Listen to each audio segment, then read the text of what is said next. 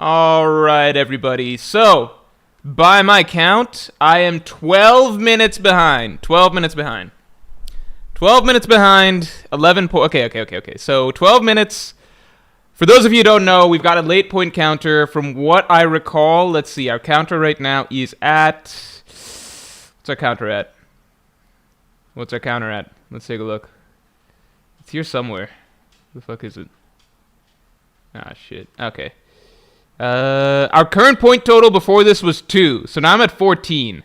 Here, let me show you guys what's up. Let me show you guys real quick. So before, these were the late penalties. This stuff has to be moved around, all right? One Kingdom chapter, Habanero, video defending Usopp, Law cosplay. I can upload whenever.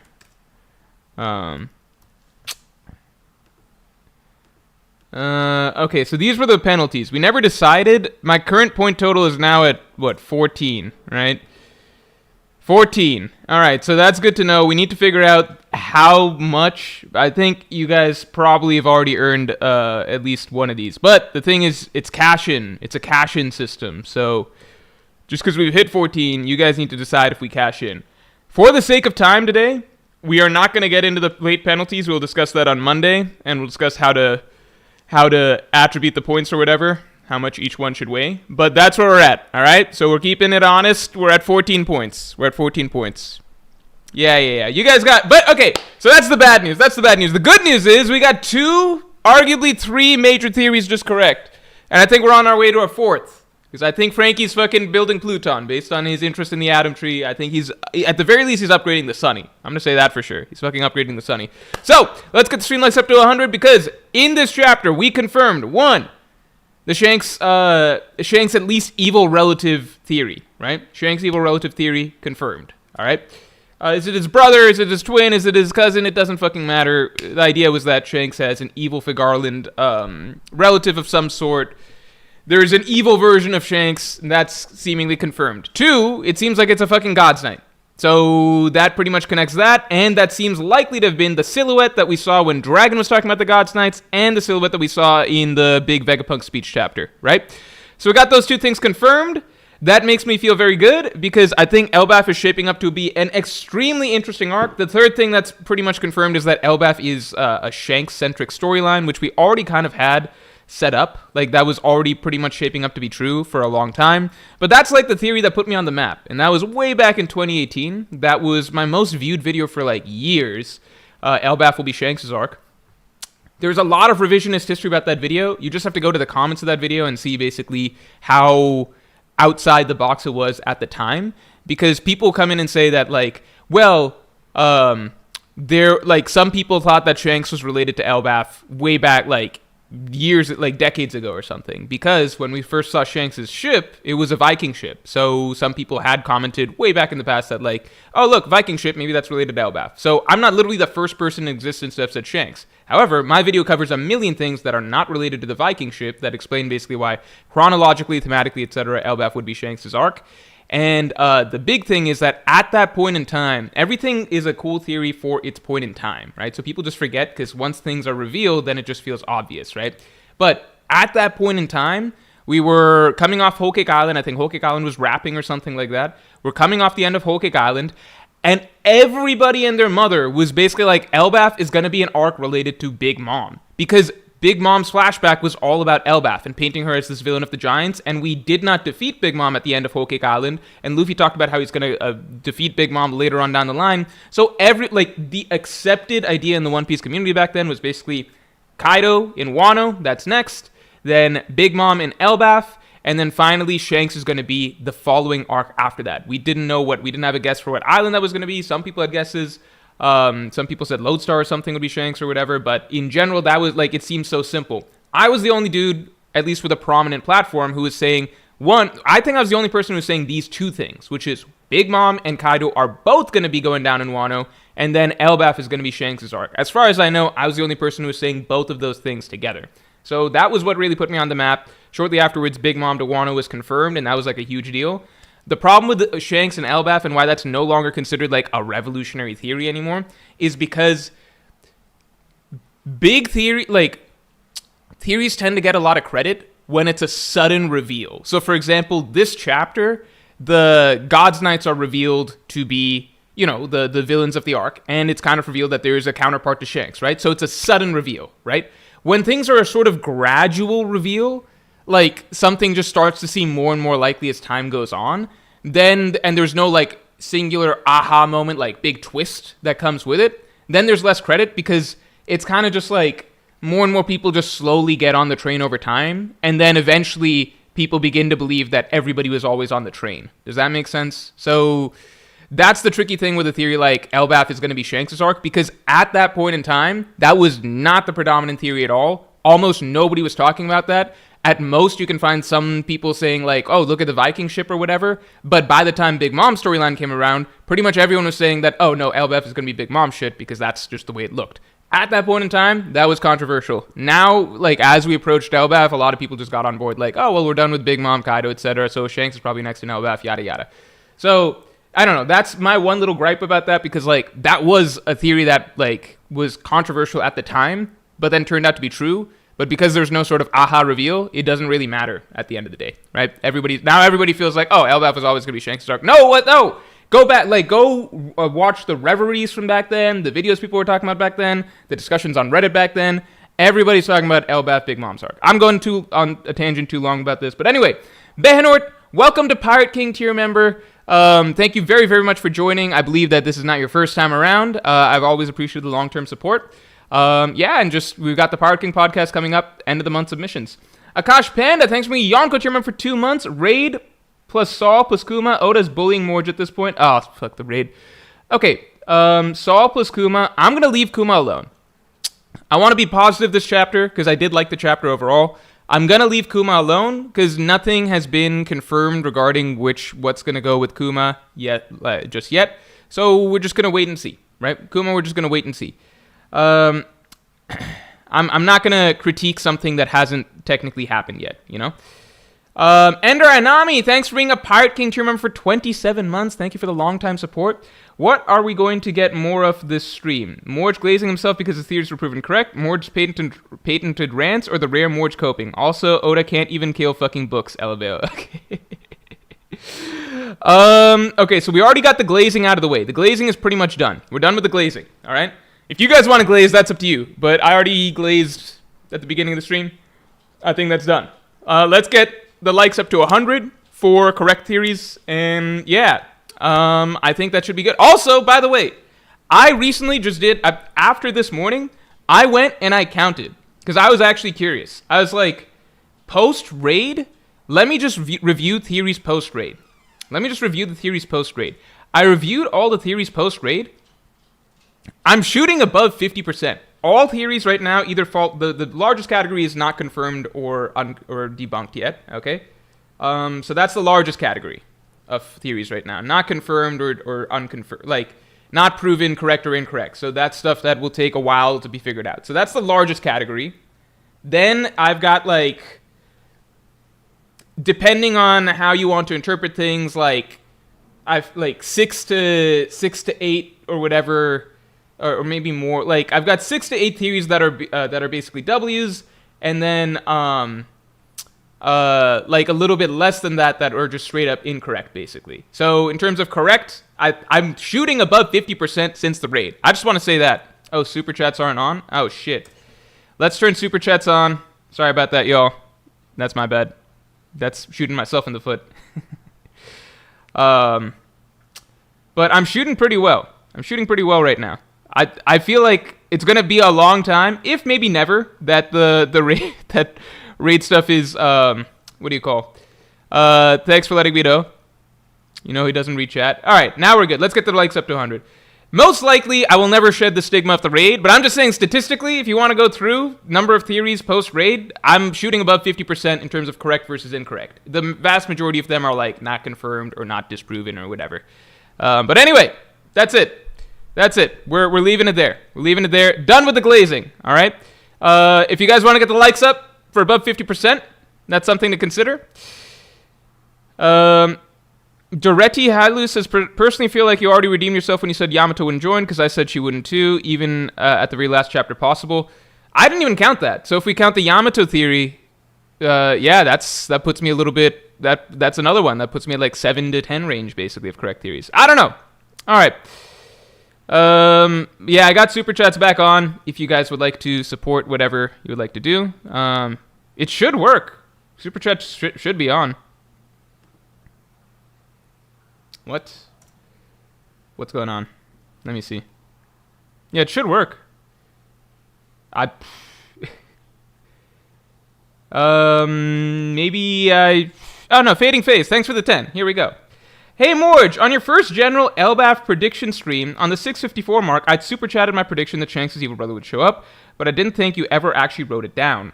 Oh, shit, on Elbaf predictions? Okay, so you were correct. Okay, I'm sorry. Let's give you Fading Phase. We're going to give you props for that, because we are still doing...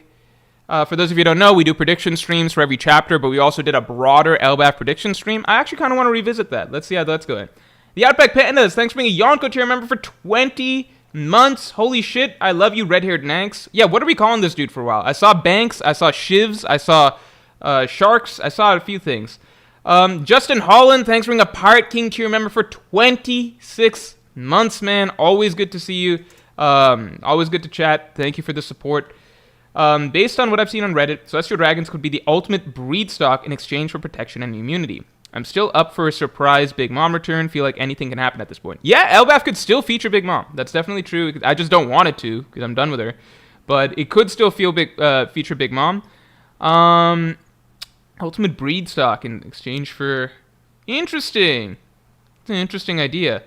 Yeah, there's a lot of theories I've seen going around regarding, like, what King Harold's actually been up to, or like what's the deal with the Gods Knights here. Let me take a look at the Elbaf prediction streams. I just want to see if anybody else... sorry if I didn't write it down, Fading Phase. Oh my god, my hair was a lot shorter here. Is this what my hair used to look like? Oh my god, it's so tiny. Alright, we got a lot of things. Colin Parker, if Colin Parker's here, he was early on the train of Gods Knights are the big bad of Elbaf.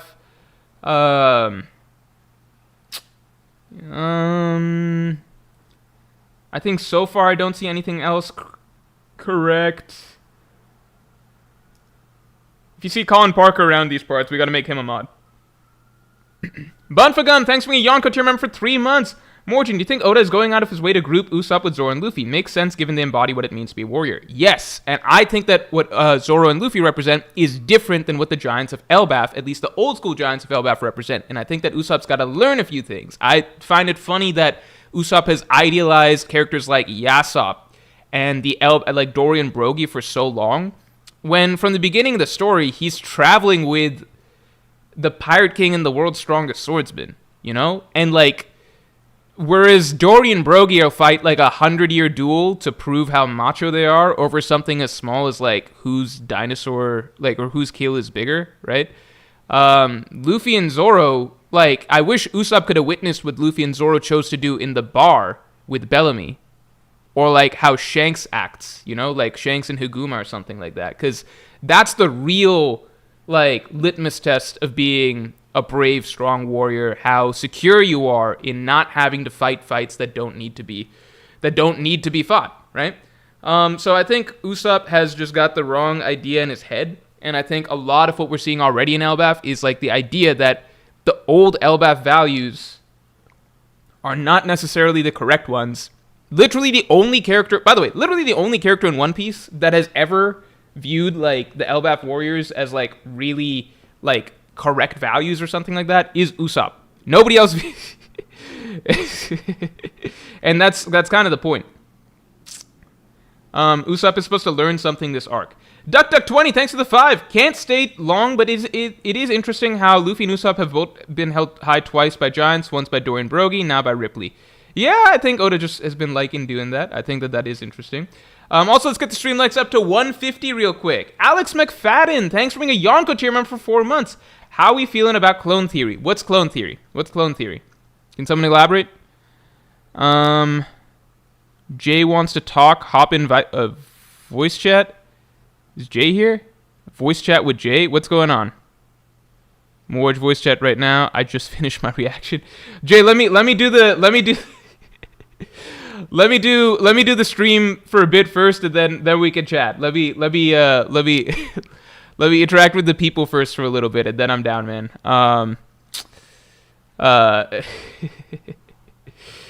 What are we doing here? Where are we at? Are you upset, Jay? What are you upset? Are you upset about? I'm funnily enough, you might not get the energy you want from me today for 2 reasons. 1, I'm sick at the moment, so I'm physically ill. 2, I'm actually not that upset about Vegapunk. Do people believe that I'm going to be upset about Vegapunk? Is that what people were thinking? Is that what people are thinking? Where are we at? Bunfagum, thanks for being a Yonko tier member for... oh, no, we covered this. Okay, Alex McFadden, we covered this. Akash Bandit, thanks for the 2. You'll never live down the stigma of Thomas Teapot. Oh, shit, man. I fucking forgot about that shit. That's the one that that has at least escaped over time. KC the MC, thanks for the 2. It's Morjin time. It is Morjin time. Outback Pandas, thanks for the 5. I'm not one to predict new Nakama, but given the mysterious size / magic tech in the library, I think a giant joining the crew is a real possibility now. This is kind of weird, but I don't actually believe this. This is just a random thought that went through my head, which is like, what if all the giants aren't actually fucking giants? What if they're just actually normal-ass people that got sized up thanks to, like, some owl, like, whatever the source of the owl library, like, what if there's some magic shit that turns humans into giants or something like that? And so these giants have been living for years thinking that they're all hot shit, but they're really the same thing. I don't know. People thought I'd be upset about Vegapunk.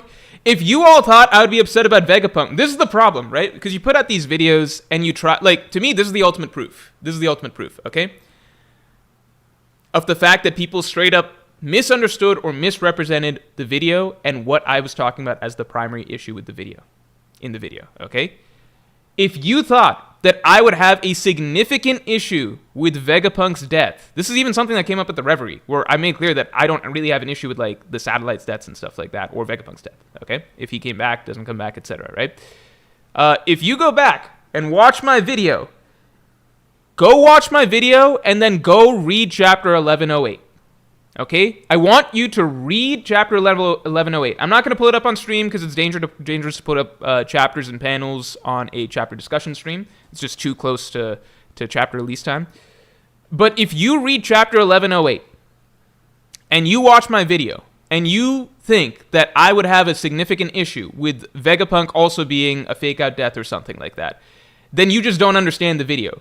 You've ignored the opening fucking chunk of the video. You have ignored my entire explanation. Like, you straight up are not engaging whatsoever with what I'm saying is the actual issue with Saul's death scene, with Pell's death scene, with Pound's death scene, etc. And why I consider things like Igarum, or fucking Mary, to be, or fucking Frankie's family or whatever. Why I don't consider those fake-out deaths to be an issue, and why I consider them to be somewhat par for the course for what you see in normal, like, action-adventure shit, right? If you think that I would have, like, I think the Vegapunk stuff is silly, and this is something I talked about in my chapter review, which I already recorded.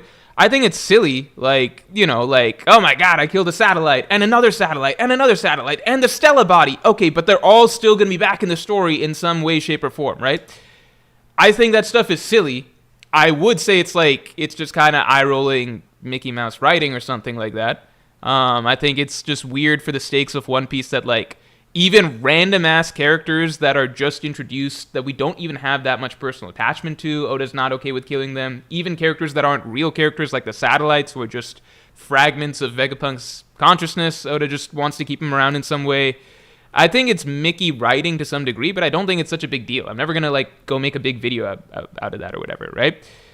Oh, people that think I have issues with Kuma. Okay. I saw a lot of people saying yes. A lot of people saying yes to Vegapunk. Yeah, I thought I already addressed Kuma at the beginning of this stream, though. People brought up Kuma then. I think specifically Ender Yanami brought up Kuma, and I just said I'm going to wait and see with Kuma. That's it. Yeah, I'm going to wait and see with Kuma, just because they're talking about bringing him back. I'm not going to get upset over something that Oda hasn't already done. I think that's unfair. Let's see, you know? Continuing on.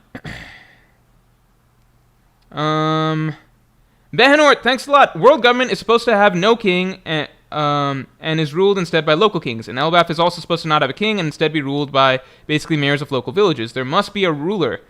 There must be a ruler here. Maybe. I mean, I would look to God's realm, the heavens realm. That's still the one part that's unexplored. I think that there is a lot of potential there. I already dropped a video about that.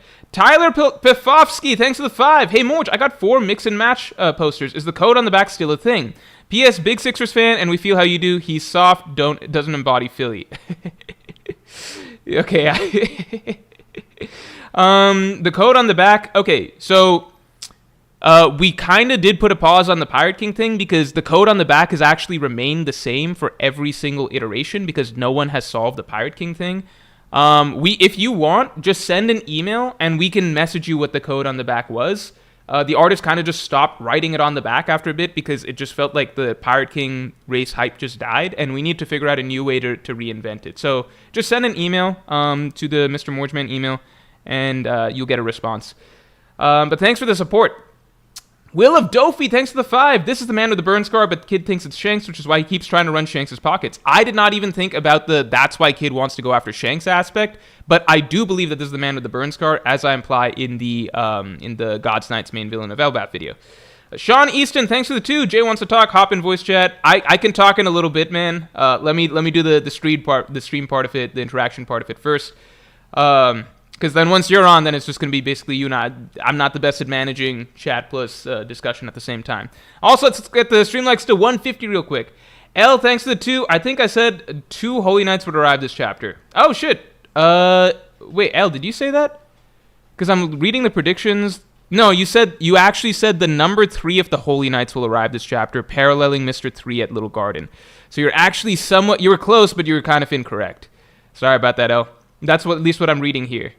Tala, thanks for bringing Yonko to your member for 12 months. Will this be the 3rd arc in a row where Sanji gets more focused than initially expected?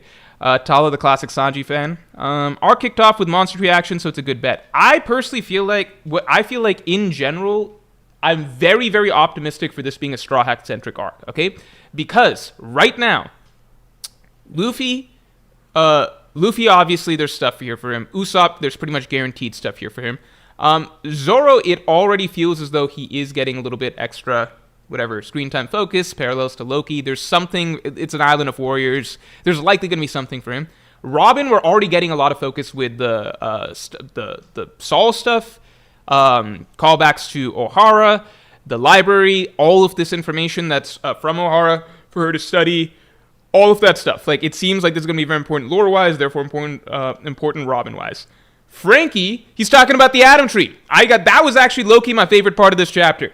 Frankie mentioning the Atom Tree, because I'm like, holy shit, this is it. If there's some upgrades happening to the Sunny, this is the one and only arc. This is the place. It's Elbaf. We're at the Atom Tree.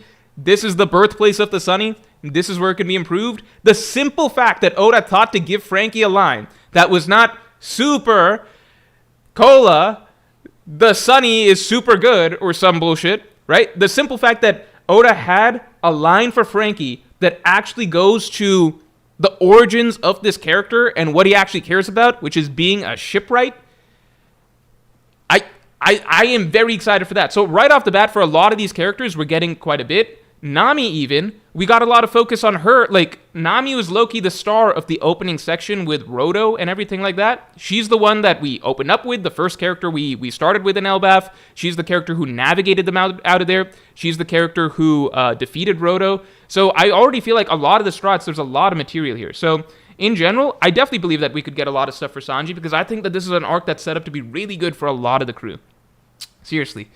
Behenort, thanks a lot. Also, Emu's crew being the main antagonist of a second arc in a row is good evidence for my Emu final villain agenda. I don't think Titanic captains are ever getting this type of spotlight and hype from Oda. You are very right. I think that just in general, the Blackbeard Pirates seem like nowhere close to the antagonist that Emu and the World Government is. However, and I've dropped videos in the past talking about how I think Emu's the final villain now. However, there is something recently that happened that I kind of realized, and a few things that I was looking at that made me realize that, because I couldn't get out of my head that little panel that said the Blackbeard Pirates are going for the world. Like, what do you want, the world? I think that I've got a really, really, really juicy theory on the Blackbeard Pirates. Like, a really juicy theory on the Blackbeard Pirates that I'm very excited to drop. I think I'm not going to say anything, but it relates heavily to the crew. I'm just going to wait on it, but I think that there is a solid potential window for Blackbeard still ending up becoming the final villain of One Piece, even though right now Emu is head and shoulders above him in the race. And if I had to bet money, I'd bet on Emu. It's just that I see a solid path that I'm like, oh shit, Oda might be setting up for Blackbeard to still be that guy at the end of it. And the crew right now, I think, is the biggest thing that's holding him back, but there is actually solid evidence that that might not be the case. Stormfox, thanks for the 5. Lilith saying she'll fix Kuma is talking about his body, not his mind. Some people need to calm down. Vegapunk said it's not possible, and Kuma's body is scrapped. Vegapunk said it's not possible, but I think he also just dropped some stuff about how, like, Kuma's mind or consciousness could work differently because the type of person he is or something, or, like, how he added in... There's some lines in dialogue about that. Like, I don't want to get into all that right now, though. Tony69, thanks for the 7. Thoughts about people becoming giants if they linger too long in Elbaf. Even the books become big, maybe because of the tree. Tekken talked about this one. That could be really cool. I'm curious why more people wouldn't do it then. Because it's just like...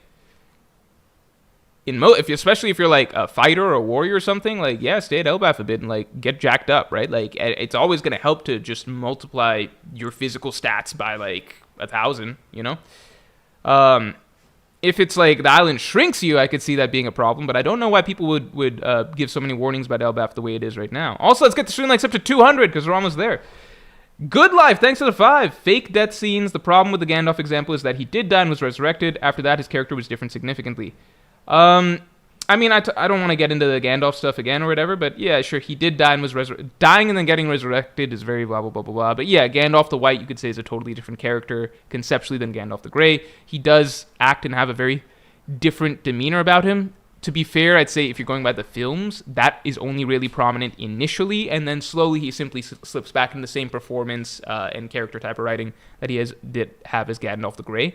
However, with Gandalf, the simplest thing I would say is that, like, one, I already talked about the books, the way it's done in the books, and if you really want to harp on the movies, something I talked about last stream with Hot Boy Spicy when he was on, which is just that in the movies, Gandalf, his actual death scene is literally just 3 words. Fly, you fools, done, right? We do get emotion out of the Hobbits, etc., for the next, like, Hobbits, main cast, etc. They do mourn it for 30 seconds. It's like a silent scene of mourning, because you kind of have to have that.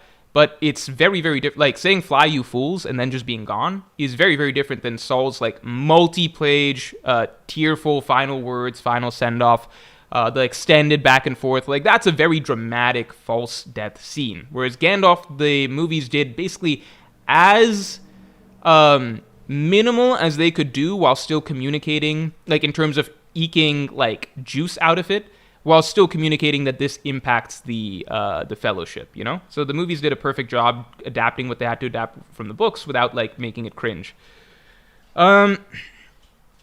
Continuing on. JWP, thanks for the 5. Yo, Morj man, long time no Morj. Also, congrats on the Shanks Twin and Holy Knights idea. Thank you, JWP. Thanks for coming through. Yeah, thanks, man. I appreciate it. Always appreciate you coming through the streams. And the biggest thing is not just that I'm happy that, you know, that stuff turned out to be correct, but because, like, to me, that was, like, the juiciest ideas for Elbaf that were out there. I thought that outside of that, like, it's hard to really have, like, an exciting storyline for Elbaf, right? Maybe you've got, like, Loki is the main villain, because Loki's a very cool character, and I'm very interested in him, even more so after this chapter, but he did not seem like primary villain material. Blackbeard pirates coming in, that seemed too early, so it almost felt like, okay, what can we really do here? Please don't let it be fucking Big Mom returning or whatever. So the Gods Knights coming in seemed really good, and then there actually being an evil Shanks at the helm of the Gods Knights seemed perfect for connecting all of the ideas together and actually having a villain that is very relevant to Shanks, because this is clearly supposed to be a very important arc for Shanks, you know? What just happened here? Yeah, let's get the stream likes to 200 real quick. Where are we at? Grizzly Adams, thanks for being a Pirate King tier member for 16 months. 2 theories confirmed, not just in one chapter, but in one page. One shy of the hat trick, very impressive. I would agree. If we have to force a hat trick, I would say that this pretty much confirms that Elbaf is going to be a very Shanks-centric arc. It just has to be at this point. So that was, like, the oldest big theory I ever had from back in 2018, that Elbaf is going to be all about Shanks. So we could cheat a little bit and call it a hat trick, but it's not quite. Manny, thanks for the 5. Now that the evil twin is confirmed, who was Stabs talking about with the Gorsei? Luffy, Blackbeard, or even Shanks? Question mark. I think the coolest twist would be if it's him talking about Shanks. I think that could be really cool.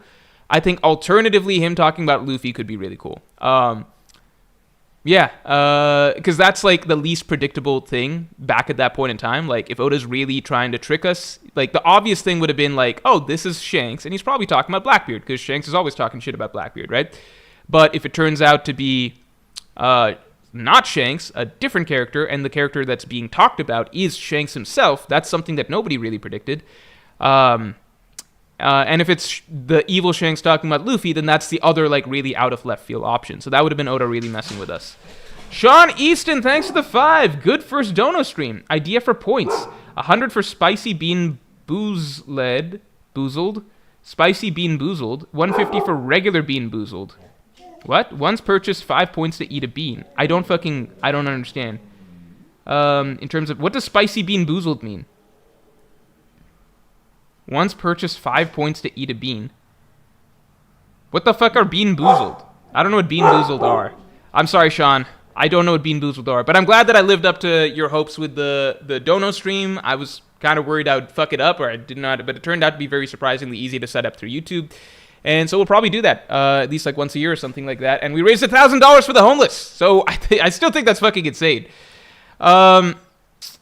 Good Life, thanks for the... Oh, wait, JWP, thanks for the 5. Also, loved the most recent video. I'm pretty sure I mentioned it when the Morjcast came out, so I was happy to see you make it. Exactly, like, even in the Morjcast of that week, I think I talked about, like, this last week, I talked about how the video that just came out was initially a Morjcast topic that, like, developed on the fly as I was talking through that podcast. And then I was like, oh, shit, I think somebody mentioned, so it must have been you, that this would be a good topic just for a straight-up video, so I ended up actually doing that.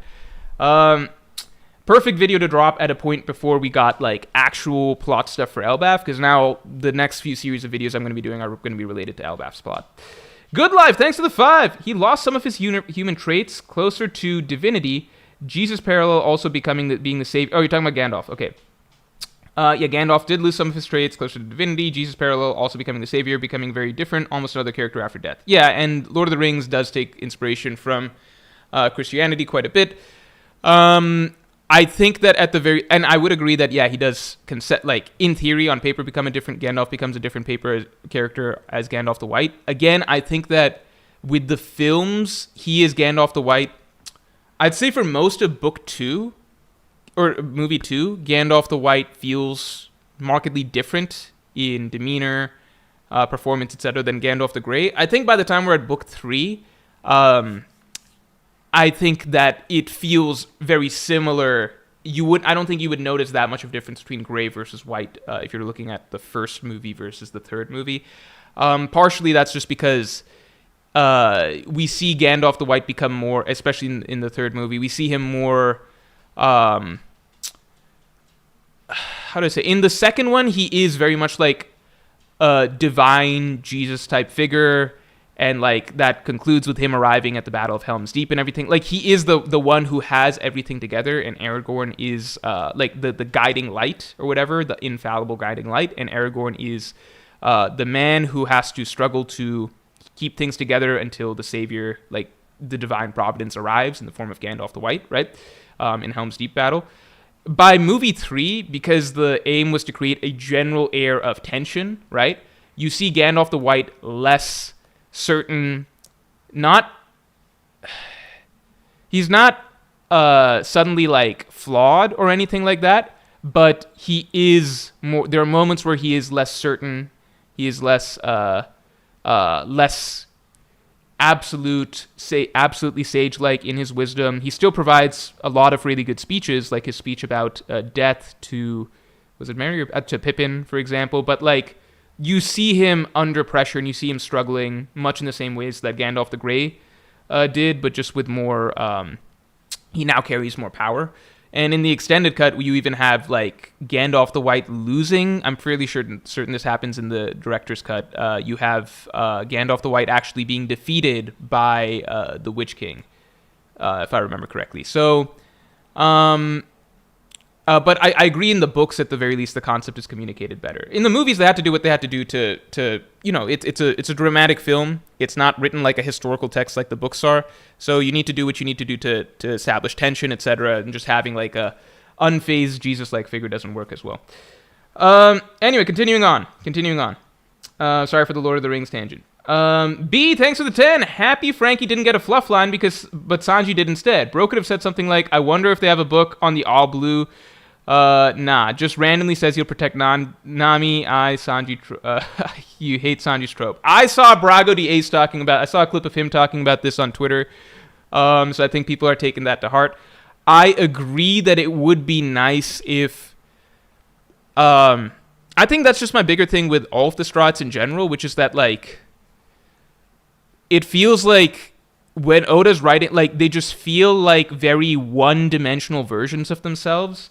And the simplest, like, very often. Like, unless Oda he has, like, a lens, and he needs to move that lens around to focus on a given Straw Hat, because it's hard to focus, at least for him, it's very difficult to give them meaningful dialogue.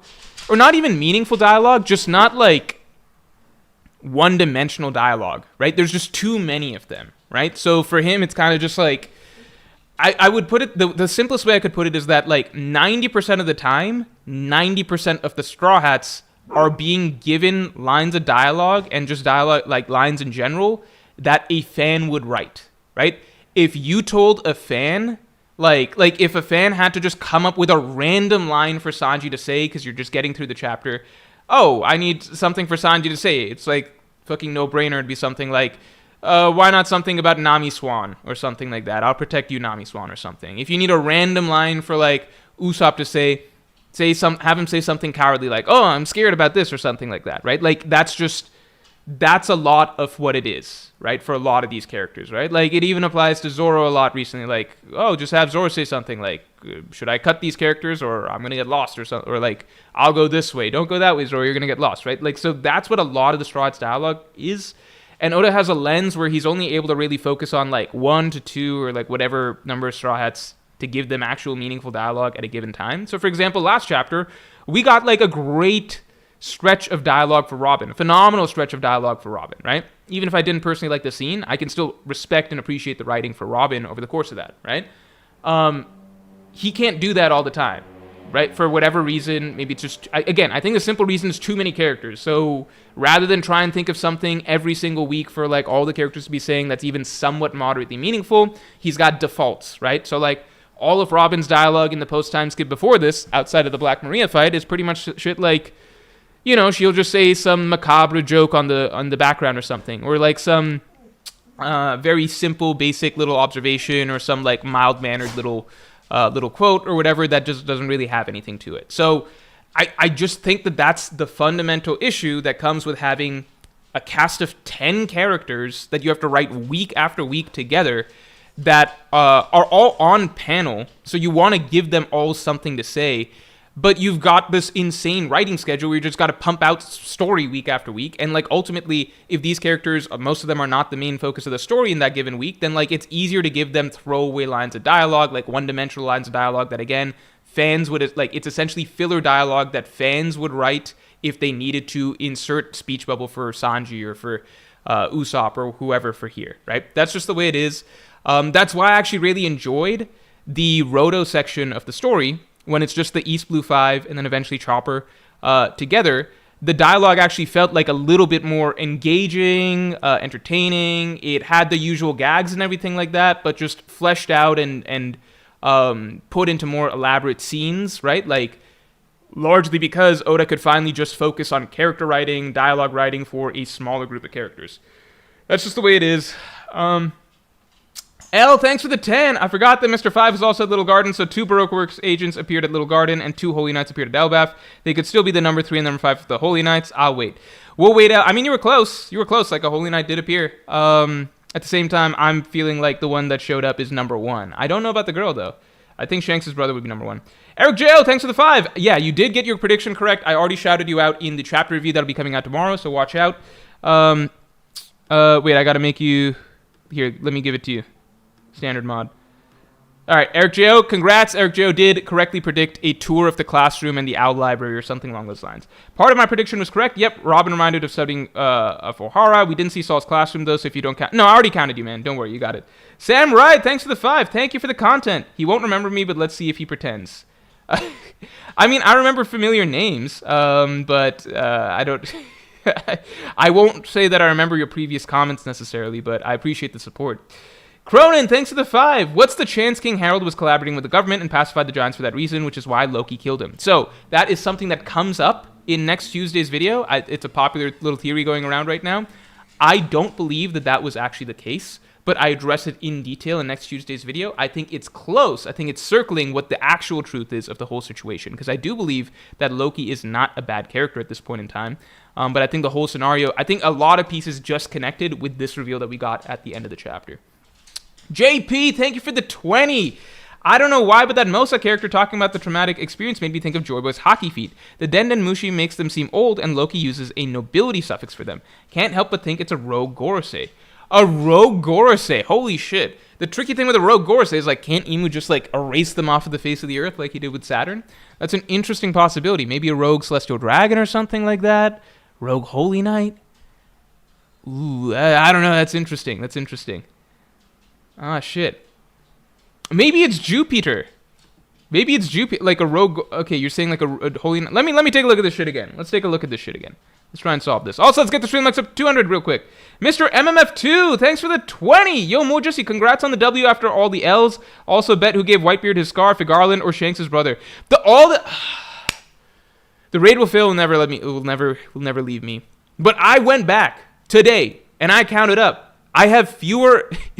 I have more correct theories post-raid than incorrect theories. Literally, statistically. I've got, like, people act like this is the first W since the raid. I've got, like, a streak of, like, not a streak, but, like, I've had, like, depending on your choice of interpretation, I have, like, 6 to 10 correct theories post-raid. Some things you can say are ambiguous, that you wouldn't know if you would count as correct or incorrect. For example, I think I would probably, I don't know if I'd count this as correct or incorrect.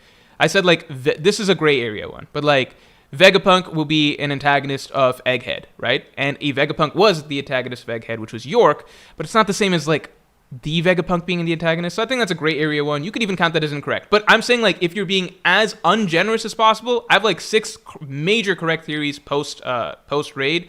And if you're being, like, ambiguous on certain things, I've got, like, arguably, like, 10 correct theories. I'm just saying, like, I don't want people acting like this is the first W that I've had.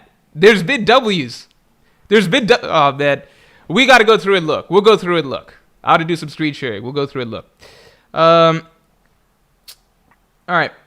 Yeah, let me take a look at what he said, what Loki's saying right here. Let me see what he's saying right here. I guess the flooding, I said from the moment Saturn appeared that Saturn was going to die at the end of Egghead. I predicted Cross Guild, by the way, which almost no one gives me credit for, but I literally, during the, like, after Buggy was announced as Yonko, I dropped a theory video explaining that he likely got the other Shichibukai. There's a fucking thumbnail of Mihawk teaming up with Buggy. There's a fucking thumbnail I made of Mihawk teaming up with Buggy. I predicted Cross Guild.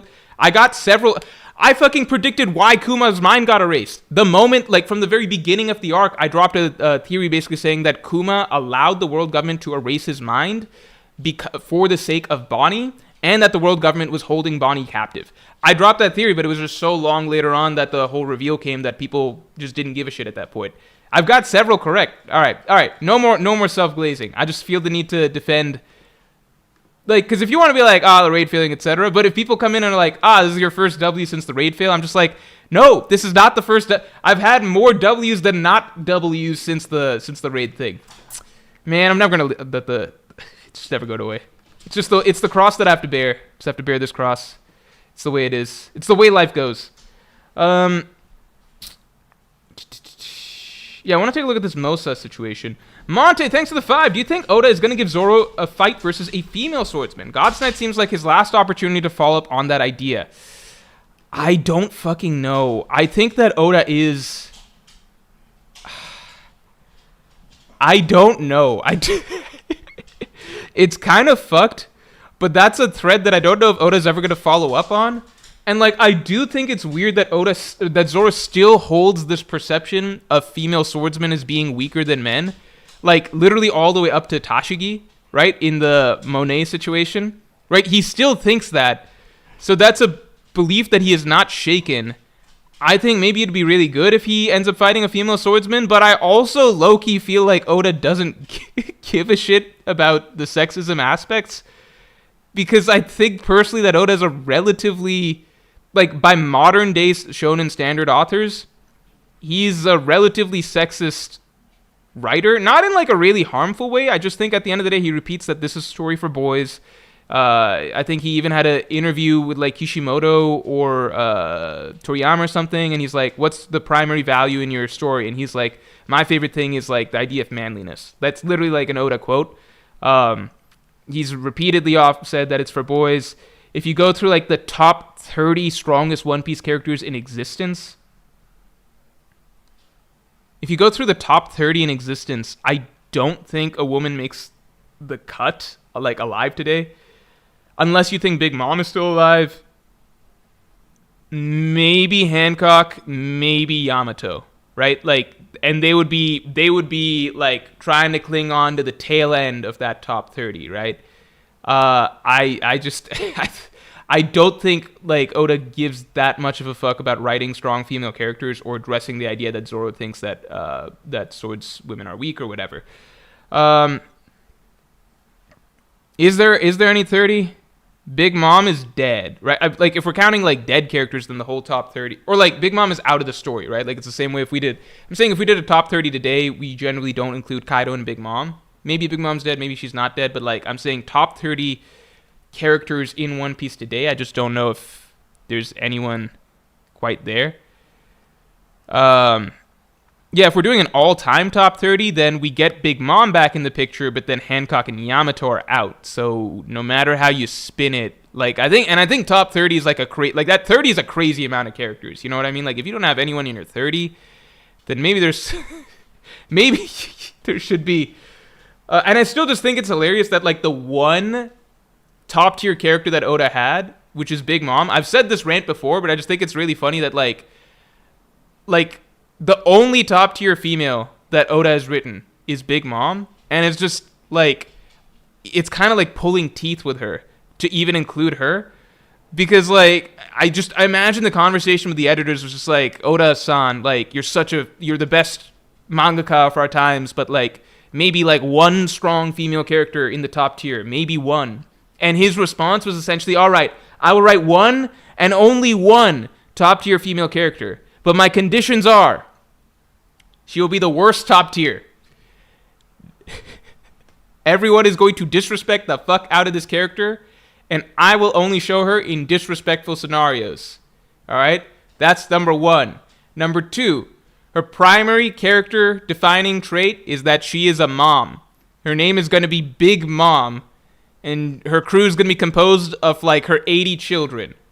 And that's mainly her unique selling point as a top tier. That's what she does. She's a mom. Two, she's hysterical and crazy, because that's just how women are. You know, my only top tier is just some hysterical, crazy woman with no logic or rationality. Those are my conditions. If I have to write a top tier woman in my story, she's gonna be the worst top tier that nobody likes. I'm gonna disrespect her all the time.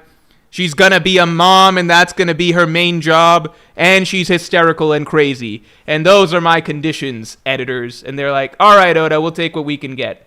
All right. You want to add any other strong women to the story? Yeah. This one named Yamato, but she thinks she's a guy. All right, Oda. Anyone else you want to add? Any other strong women? Yeah. This woman named Boa Hancock, and her ability is being hot.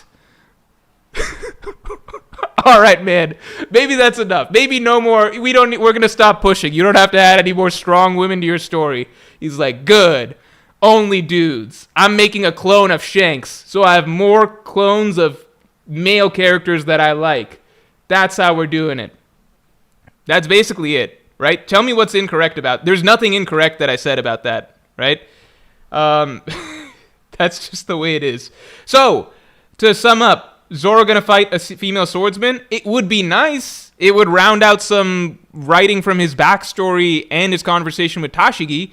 But if I had to bet money, I would say, fuck no, Zoro's never gonna fight a strong female swordsman. The Lowman, thanks for the 5.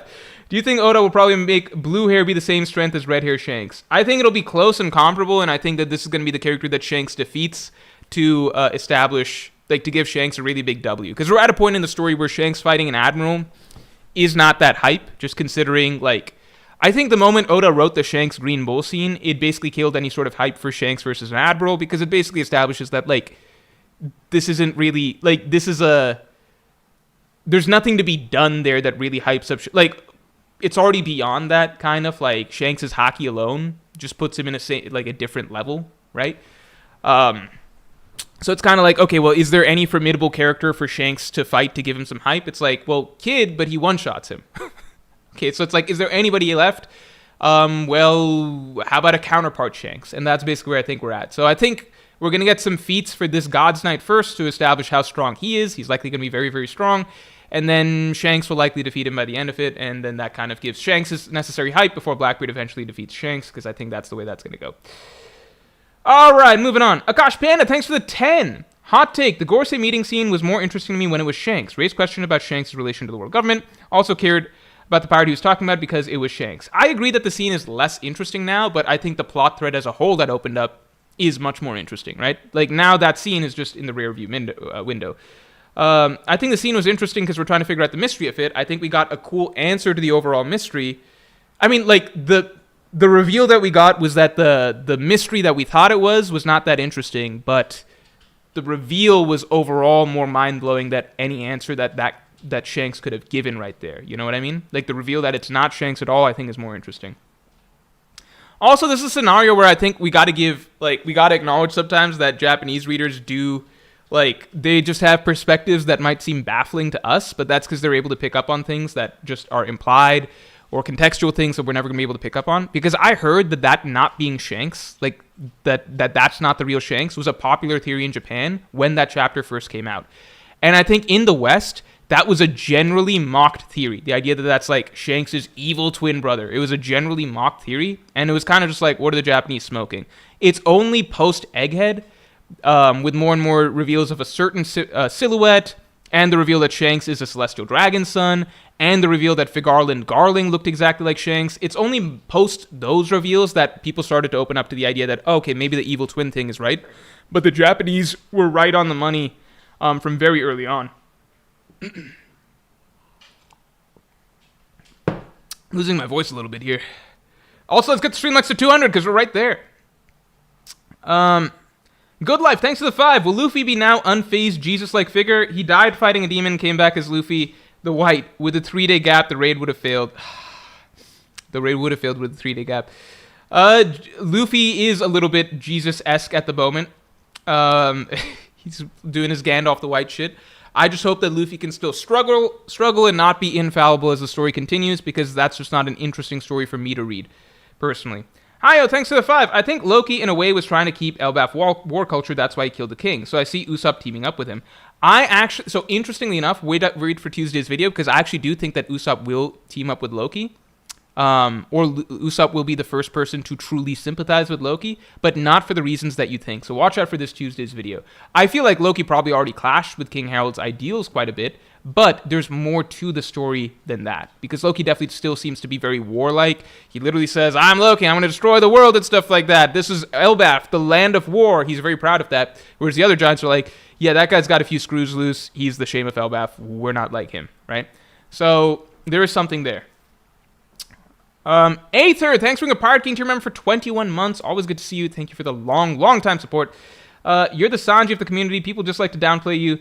People who pay attention to your W's and analysis. Thank you. I appreciate that. I don't know how I feel about being the Sanji of the community, but it is what it is.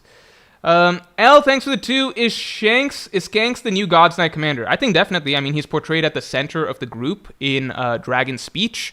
If we go back to the silhouette at the end of Vegapunk's speech, showing all the major players in One Piece, you know, now that silhouette is most likely Shanks' evil brother or whatever, so why is he being shown? Most likely because he's the new leader of the Gods Knights, because Garling is no longer the leader of the Gods Knights. I think it makes a lot of sense. Herlock Shomes, thanks for the 2. Am I missing something? Isn't that guy just Shanks? Oh, I missed a few. Here, sorry, I missed a few supers. Let me get them in a second.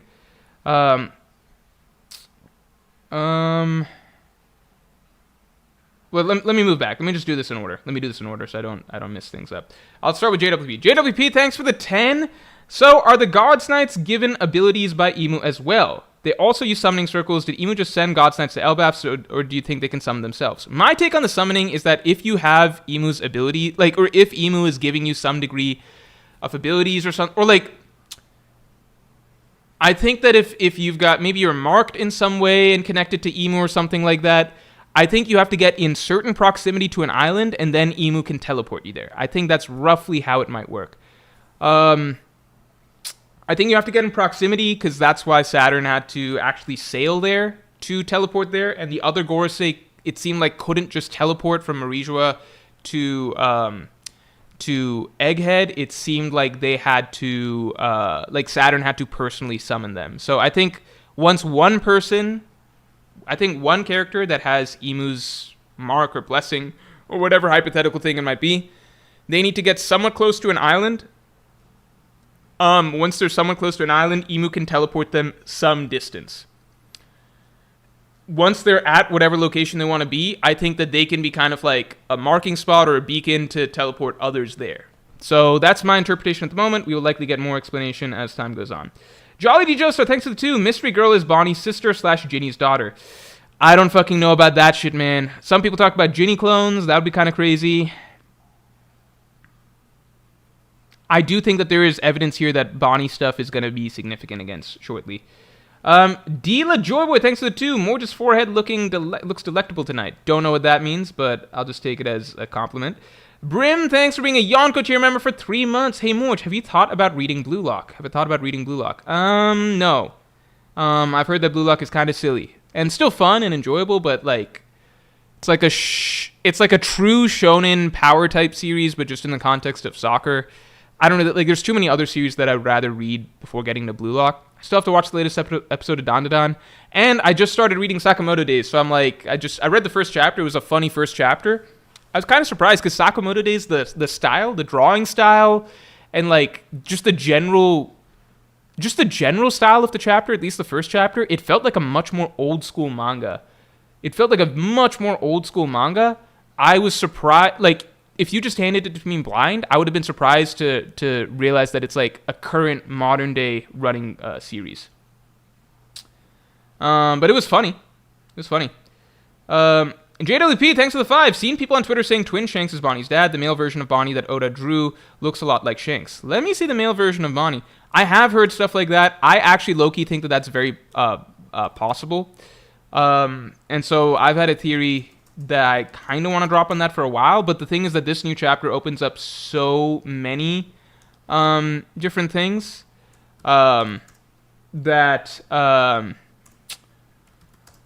it opens up so many different things that it's just where to begin theory-wise. So the one that's coming out on Tuesday is the most immediate and pressing one, and then I've got several follow-ups. SMX Wing, thanks for the 5. Been on Blackbeard as final villain since Jump. It'll be the battle for the direction of the new world after Emu. You think Blackbeard will aim for Emu's fruit? I think, interestingly, I'll just say this. I think Blackbeard getting Emu's fruit, or, rest in peace, Loki's fruit, are 2 possibilities. I do think that there's a solid chance that there is an alternative sun god fruit to the Nika fruit, and that might be what Loki has. I'm going to leave things there. I'm not going to say anything more. But I think either getting Emu's fruit or that fruit is a solid possibility. JWP, thanks for the 5. OG3 commented this law. The strongest female marine has the laundry fruit, bruh. The strongest female marine has the laundry fruit, bruh. Oh, yeah. Holy shit. OG3, that's fucking hilarious. Oh my god. This is kind of brutal. The strongest female pirate, her defining thing is that she's a mom, and she's hysterical and crazy, right? Those are her defining traits. Strongest female Shichibukai, defining trait is that she's hot. She's just the hottest woman, and her power is being hot. Strongest female marine is doing laundry.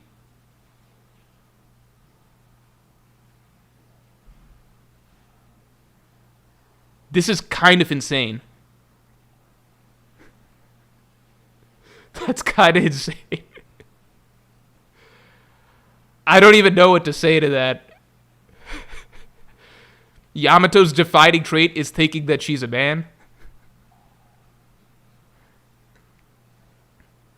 I'm actually just processing. Like, Oda should low-key get more. Because it's one thing to just not have strong women in your story, like, let's say Dragon Ball. It's another thing entirely to, like, do this weird lip service thing of, like, including some technically strong females into the story, and then making their abilities and defining traits such absurd caricatures of, like what what a misogynistic person would basically write strong female characters' identities and abilities to be. This is almost low-key more insulting than just not having strong, like a Yonko woman or like a vice admiral, like a strongest marine woman or something like that at all. That's actually hilarious. What the fuck? That's actually really, really funny. All right. Continuing on. James, thanks a lot. Maybe the owl in the library is why the books grow. Yeah, and thanks for your first super ever, by the way. I appreciate it. Thanks for the support. Yeah, the size increase thing is like, either that's going to fall in the category of like weird Elbaf magic that's never explained, like the Rainbow Bridge, or it's something really fucking important, a la the, like maybe like the giant sword. Like, why is that sword so big or whatever? But yeah, the owl could be a big piece of things. I'm very interested in that. Mavahid Zadegi, thanks for the 2. Love that Oda female character rant. Thanks. I just think it's funny. For the record, I don't personally care. Maybe because I don't personally care. Like, I just think it's funny. I think it's funny. I don't personally give a shit. It does not affect my reading of the story at all. I also think that One Piece has some phenomenal female characters in Robin and Nami, and just in general, I think it's written some really strong female characters over time. And I think that's ultimately what matters more. I don't really care. To be fair, I'm part of the target audience, which is guys, so we're probably generally not going to care that much. The bigger thing is that I don't think, like, at least from what I've seen, I don't think women really give a shit. I know that One Piece has a very large female readership. I actually read somewhere that One Piece is actually read by more girls than guys in Japan, slightly. Might be wrong on that, but I think that that's actually legitimately a thing. One Piece readership, gender, audience gender. Oh, never mind. No, this is the One Piece. This is the show. Yeah, a significant portion of the Japanese readership for One Piece is female. The anime is watched by 60% guys, 40% women. There's a site called Anime Feminist that's saying that 52% of the readership in Japan for One Piece is female. I don't know what the exact numbers are, but like One Piece is popular among girls. One Piece is popular among girls. It's popular among women. So, like, it's kind of like I'm not trying to start a problem when there's no real problem that actually needs to exist. It's purely for comedy purposes, right? Like, at the end of the day, all that matters is we're all enjoying the story, right? So I just think it's funny, right? I just think it's funny. I'm not trying to stir up any hate against Oda. I like the way that he's written the story, obviously. Okay, hold on. Herlock Shum says, am I missing something? Isn't that guy just Shanks? I think most of us are under the belief that is not the real Shanks, because that just it's drawn with the way that you don't see the scar. It's drawn in the same mysterious fashion as the character from chapter 907 or whatever. And it's clearly just not, like, it's not the Shanks that we know who's, hanging out with his crew and stuff. We don't even know who the fuck he's with. It seems like it's a God's Night is what most people are speculating. Also, let's get the stream likes to 250 real quick. Bunfagun, thanks for the 7. Do you think Oda's going to use Dorian Brogy as hype tools for pranks and Quina Black? Maybe they'll threaten Colin, forcing Luffy to save them. I don't think Dorian Brogy are strong enough at this point to be hype tools for top tiers. We already saw Dorian Brogy, we saw them against the Gorosei, and what was kind of established is that, they can be helpful, but they're not going to take any Gorosei solo, And That's basically where they fall. I think if Oda wants to hype characters right now, it would need to be against Luffy, right? At least with the cast of characters that we got here. It needs to be against Luffy to give us an idea of like what we're dealing with at the moment. Jade FW, thanks for being a Pirate King tier member for 25 months. Yo, Morj, if Kid is to resurge this arc, what state do you picture him in right now? Is he hiding out somewhere, still incapacitated, etc.? Imagine he should pop up soon if he's going to. I think that if Kid's somewhere, he is somewhere in the underworld or something like that. The underworld seems like a vast area because it's pretty much all of the bottom part of Elbaf, so I imagine that that's where he might be. I think it might, if Kid's to pop up, I think it might be a little bit before it's his time in the story because we need these other things to kind of play out first. Gold Burrito, thanks for the 2. Are you happy Kuma and Stella are returning? Don't really care about Stella. I think it's kind of silly. That's all I can say with Stella. Kuma, I'm just going to wait on judgment if it actually happens. At the moment, I'm not going to critique anything that hasn't actually happened. Jolly D. Joestar, thanks for the 2. Brago said that the Elbaf Giants have gone woke. They have gone very politically correct, I'll say that, which is really, really funny. But it does seem like the Elbaf Giants, you could say by current... how we would define things in the real world, yeah, it became like it became a pretty woke place. Like, hey, don't call don't call them shorties or whatever. Nate's Logic 2, thanks to the 2. What if this is actually Garling de-aged and Emu? I don't think Emu would just show up on his own right there. Garling de-aged is a really fucking interesting concept though, but it's just like the Gorosei don't seem to get de-aged when it happens, so I don't know if that's Garling de-aged. Garling de-aged is a really interesting idea, though. It's a really interesting idea. Fuck, it could be Garling de-aged. Although, let me see. So the hair seems more like the Garling. Let's see. The hair seems drawn differently, because Garling in the manga... Like, even young Garling, it's clearly not the same hair type texture. It's not like a red hair scheme. Whereas Garling, like, whoever character showed up here, it's the same sort of shading scheme as Shanks. So, I don't know. But that's an interesting possibility. Jolly D. Joestar, thanks for the 5. Elbaf is too large for someone to teleport from being near on a ship. Elbaf has been secretly compromised by the world government years ago. So I've seen people say that. I think that's possible. Harley, no. I think that's possible. At the same time, they could have fucking been on a sky island above Elbaf or something like that, right? I also don't know if we have a clear idea of like how close or how far you have to be to teleport. We don't know much about Heaven's Realm, so yeah, we've got some understanding to break out here. Fatingo, thanks for being a Pirate King tier member for 27 months. Sup, man? I've decided to take my first extended break of reading One Piece. Being in Japan, I'll just follow the chapters that are out in volume form. We'll still support you here because you're the GOAT. Fatingo, thank you so much. Holy shit. I can understand taking the... I really, really appreciate the break, even if you're taking a break from One Piece. Or I appreciate the support, even if you're taking a break from One Piece. And I honestly feel you, man, because, like... sometimes, like, when an arc is just starting or whatever, it can feel really good to, like, let the story build up and get through the setup phase and get the plot rolling before you then start binging it. So I definitely feel that and respect that, especially because Elbaf is set to be a pretty big arc. So, you know, the starting phase of getting the ball rolling and everything happening might be a little bit. But at the same time, we kind of just had a really hyped chapter, so I would personally have difficulty resisting reading the next chapter myself.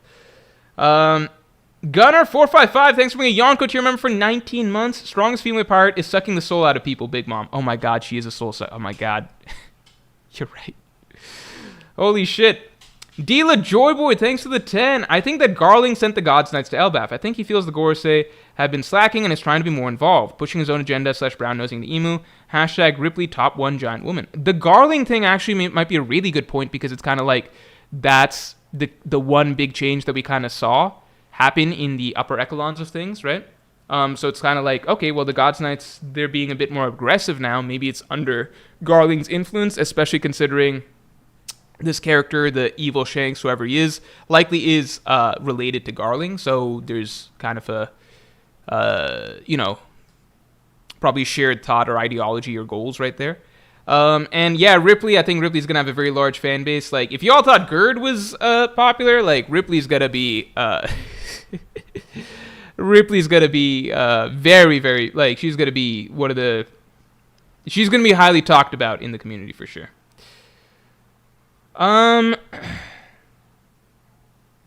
Not really an ostrich, thanks for the 2. Only Yonko crew that want their captain to fail. Yeah, that's something I talked about in the latest video talking about each Yonko crew, what every Yonko crew symbolizes. Big Mom has the only crew where she's such a bad, shitty captain and mother that her crew literally wants her to fail. Like, that's something talked about by, like, fucking Pudding, Katakuri. They want their own captain to go down. I think that's just kind of funny. Like, the other Yonko crews, even if like, Kaido's kind of, like, harsh, the other, like, the Beast Pirates and shit, like, they still respect him and, like, they choose to follow him and shit. And he's still kind of nice to his top tiers. Like, you know, he's like, Jack, you're not weak. They're just, like, it's just an unfair matchup for you, my boy. You know, like, Kaido's pretty good to his crew. Wisdom Minari, thanks for the 10. Common Morj W, theory confirmed, talk your ish, and let your nuts hang. I am happy that that's correct, that this stuff is correct, but largely just because it makes the whole story much, much, much more interesting. I think it makes this arc a lot more interesting with the recent reveals. So, finally gives, like, a really, really cool, like, villain plot line. The antagonists are exactly what we would have hoped for.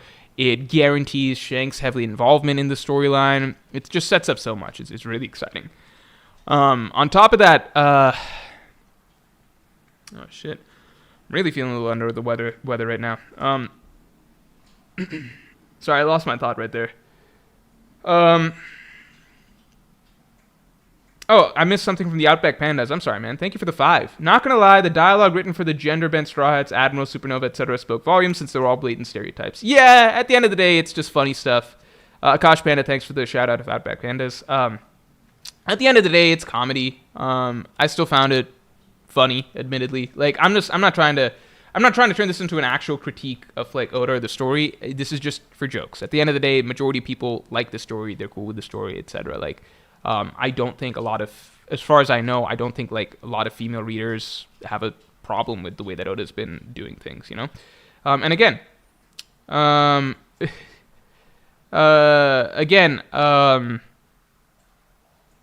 yeah, I think One Piece has a lot of phenomenally written female characters, and that's what matters more at the end of the day.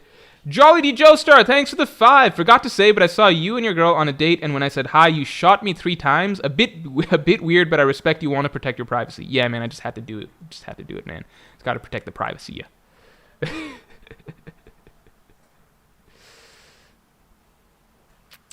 You can understand. JWP, thanks for the 10. Going off what someone else said, I think the video you dropped saying there will be a big bad in Heaven Realm is going to be the God's Knights. It will all coalesce. Twin Shanks will be the man marked by flames. I do think that Twin Shanks is the man marked by flames. That's what I alluded to as much in the God's Knights being the main villains of Elbaf video. I almost wanted to drop that as the video for next week, just talking about how I believe that this is going to be the man marked by flames. But I chose not to because I think there's something far more interesting to talk about here that just, like, opens up the true past of, like, what's been going on in Elbaf with Loki, with King Harold, and how that ties to the God's Knights, etc. So I wanted to do that for next week. It's a very elaborate theory. And then on top of that, with the man marked by flames thing, it's like, well, if a chapter drops next week, and then it's, like, immediately clear that, like, Twin Shanks is not the man marked by flames, it would just be a very short shelf life video. We don't know at the moment, are we getting another chapter for the year, right? Right now we don't know as far as I know.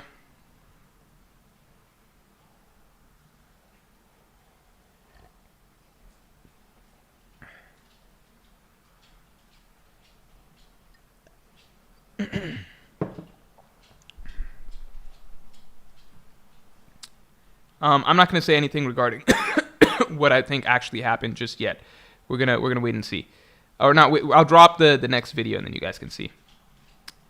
Saeed Abdo says officially it's the last chapter of the year. Yeah, let me take a look at Clay's stage, because, like, lots of times things are officially the last chapter of the year, but then they turn out to be, you know, like, a little bit like a chapter leaks. This happens really at the end of the year. Like, a chapter will leak early and then we get, like, 3 weeks of no One Piece or something. So we just got 1134. Next week is supposed to be a break. I remember last year a chapter leaked early or something like that. Officially, it's the last. So the chapter will be leaked. So chapter next week. And then that means we're going to get like 2 straight weeks, maybe 3 straight weeks of no One Piece. Perfect time to drop a certain big-ass video. The perfect window. Perfect window to drop a certain big-ass video. MS says, I wish Ripley would chew me like gum. No comment. No comment. No comment on that, man. Let me just see one thing. I want to see what happened last year. So last year we got 1102. Yeah, I forget what happened last year.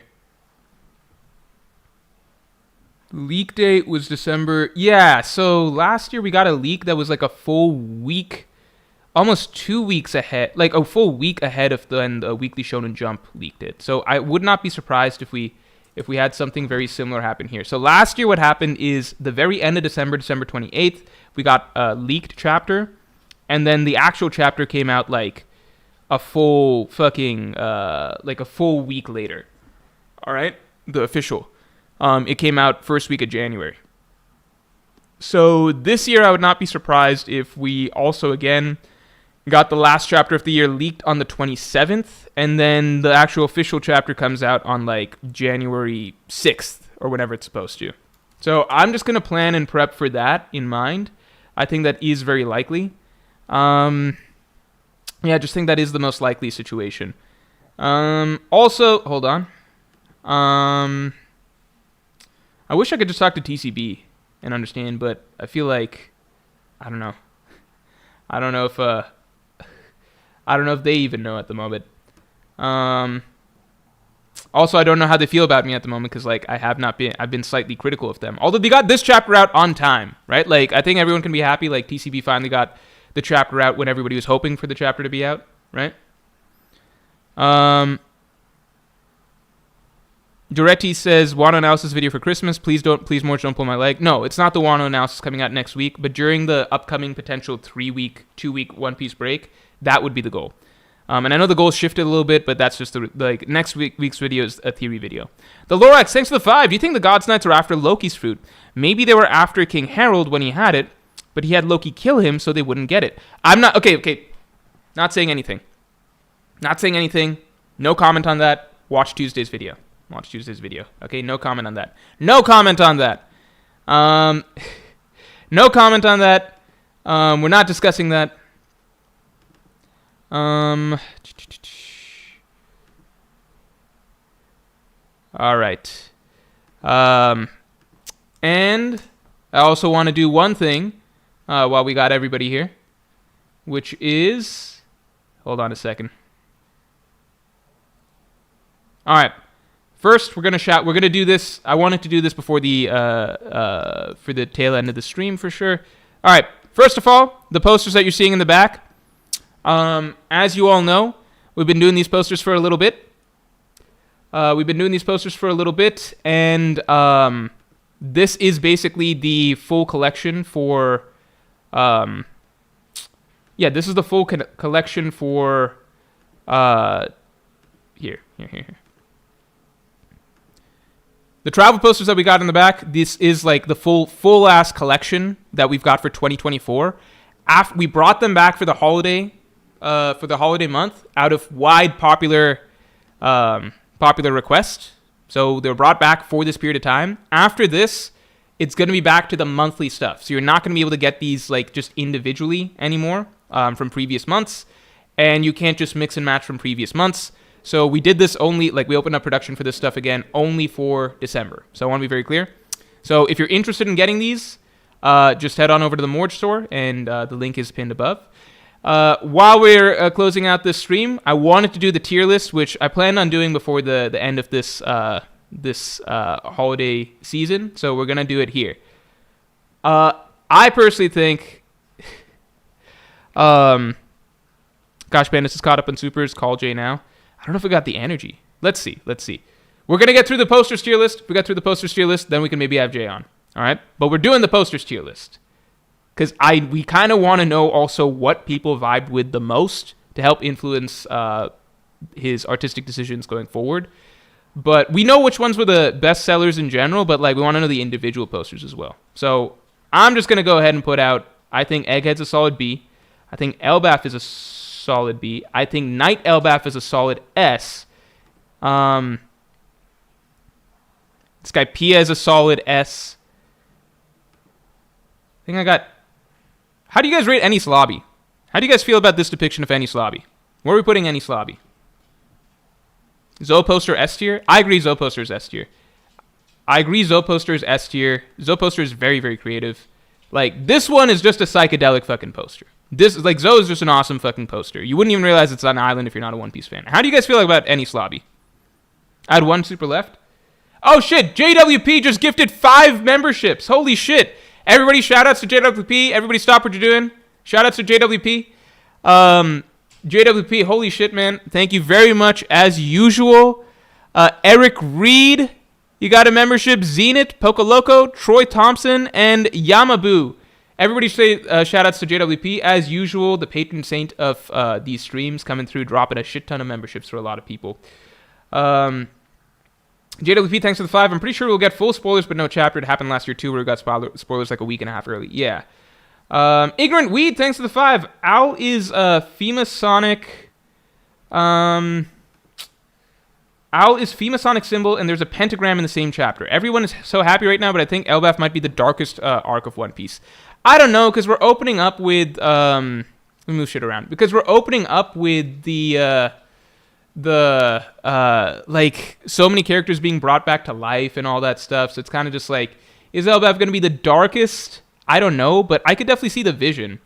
I don't think Elbaf's going to be the darkest, but I think it's going to be a very, very action-packed battle for I think it's going to be I think war is going to be a primary theme of Elbaf. I think that it makes sense as the final saga, the war is going to start breaking out right now.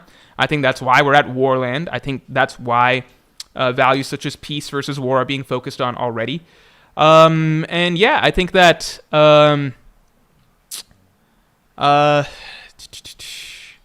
yeah, I think that I don't know enough about what the owl might symbolize or whatever, but I think that that's what we can expect for the Elbaf storyline.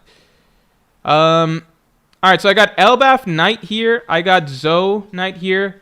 How would you guys rate Enies Lobby? How'd you guys rate Enies Lobby? I'm going to get rid of the lower tiers. There's no posters that are bad. Outback Panda says, Morj, how many posters you get for the mix and match? For the mix and match, you get any 4 posters. You get any 4 posters that you like from this collection, all at 50% off. All at 50% off. That's a phenomenal question. I personally like Enies Lobby quite a bit. I think Enies Lobby goes in A. I personally like Enies Lobby quite a bit. Hachinosu, I think, is a weaker one. I love Marine Ford. I think Marine Ford is an A or an S. Just for context, this is Marine Ford. It's very dramatic looking. Rayo Chia, thanks for being a Yonko tier member for 26 months. Question, do you think Elbaf will end with a sunset or a sunrise? That's an interesting question. So, going back through arcs, like, I think more... Dressrosa, there was no sunset, sunrise. Wano, it wasn't really a sunrise. It was really nighttime when Kaido was defeated. Thriller Bark's the one that really ended with a sunrise. A or S? Here. Okay. Morj, your dog scared by a dog? Sorry, Harley's just a barker. Marine Ford. I think that... I don't know how often Oda will want to play the trope of, like, Luffy winning at a sunrise or something like that, just because it's... You know, like, that's probably something he wants to save for, like, the true dawn of the world and all of that shit. The other S's are currently Elbaf Nighttime and Zoe. Okay, it's pretty tight, so we're gonna go ahead and put it in S. I got Ohara in A, personally. How do you guys feel about Hachinosu? I think Hachinosu looks badass. How do you guys feel about Hachinosu? How do you feel about Hachinosu? I think Hachinosu looks badass. I also think there's, like, the alternate version of Hachinosu. Or not Hachinosu, Onigashima, my bad. I think the alternate version of Onigashima also looks badass.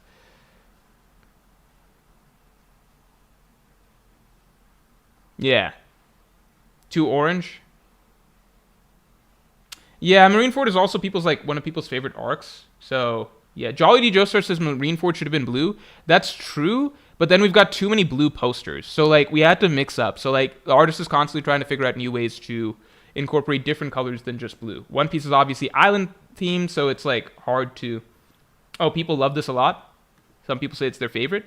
All right, good shit. We're gonna vote for the best one. We're gonna vote for the best one shortly. How do you guys feel about Chandra? How do you guys feel about Chandra? Right now, I've only got Hachinosu at C because I think it's just like the simplest of the bunch. I think Chandra looks pretty cool.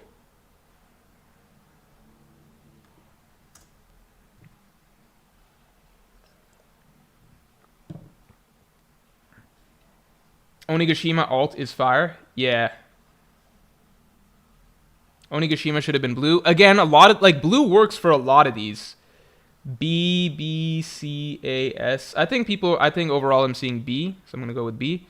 I think Skypiea is just no question an S. Like, I think Skypiea is legitimately, like...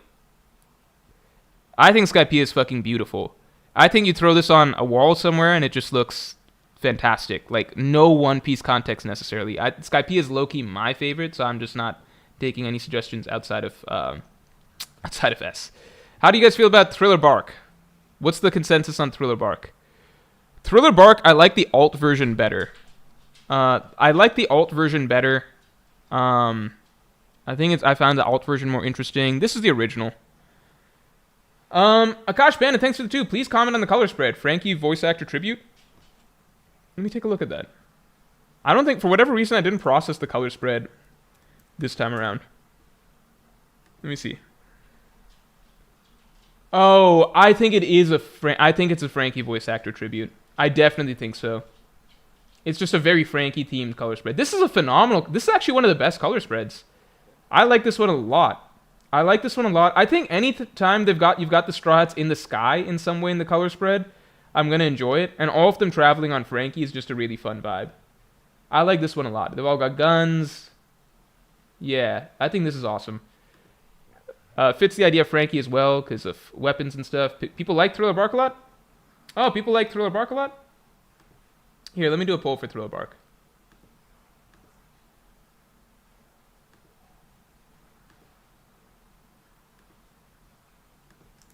What tier Thriller Bark?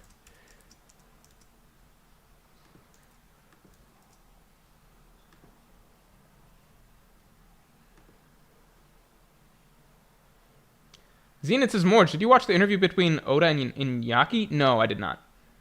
You know what's funny? I read that like Oda, I think Oda invited who? Was it Makinyu over to play games or something like that? Or was it one of the voice actors or something? He invited somebody, like Zoro's voice actor or Makinyu or something, over to play games at his house. And I think he texted him like, are you free to play today? If you're coming, respond. If you can't come, then just don't answer. And I was like, that's actually really funny. Like, what? That's just like I don't know. There's just something very funny about like phrasing it like that. If you're not coming, then just don't even worry about answering. Okay, so this is going in A. All right, so people like Thriller Bark. Do people object to... I'm going to bump Elbaf up then, because I think Elbaf is actually cooler. I think I just put it in B because I was comparing it to Night Mode, Elbaf. How do people feel about Wano? How do the people feel about Wano? I think Wano's a really good one as well. JWP, thanks for the 10. I think there are too many blue. Hold on.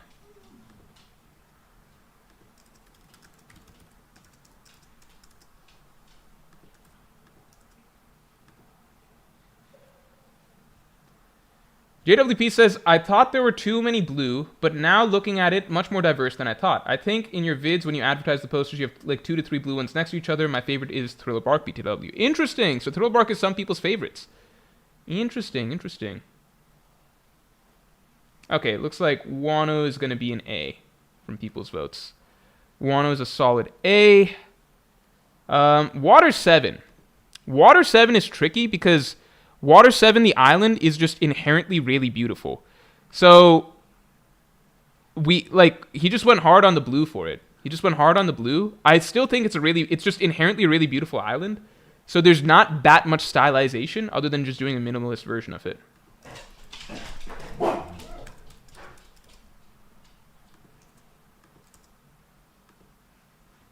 Oh, some people like pink Wano better. Interesting.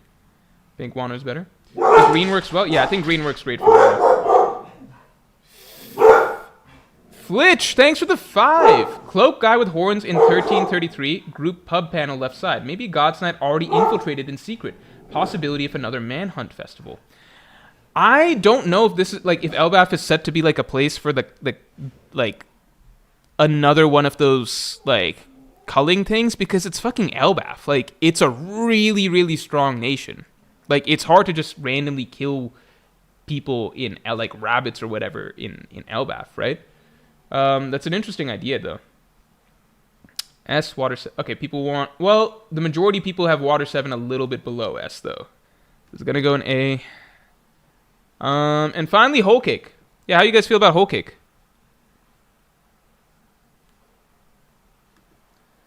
Let me take a look at 1333. Hold on. Beautiful poster for Beautiful Island. Yeah.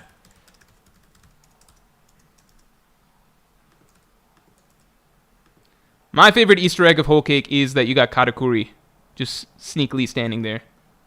Most of the posters have some sort of little Easter egg to notice there.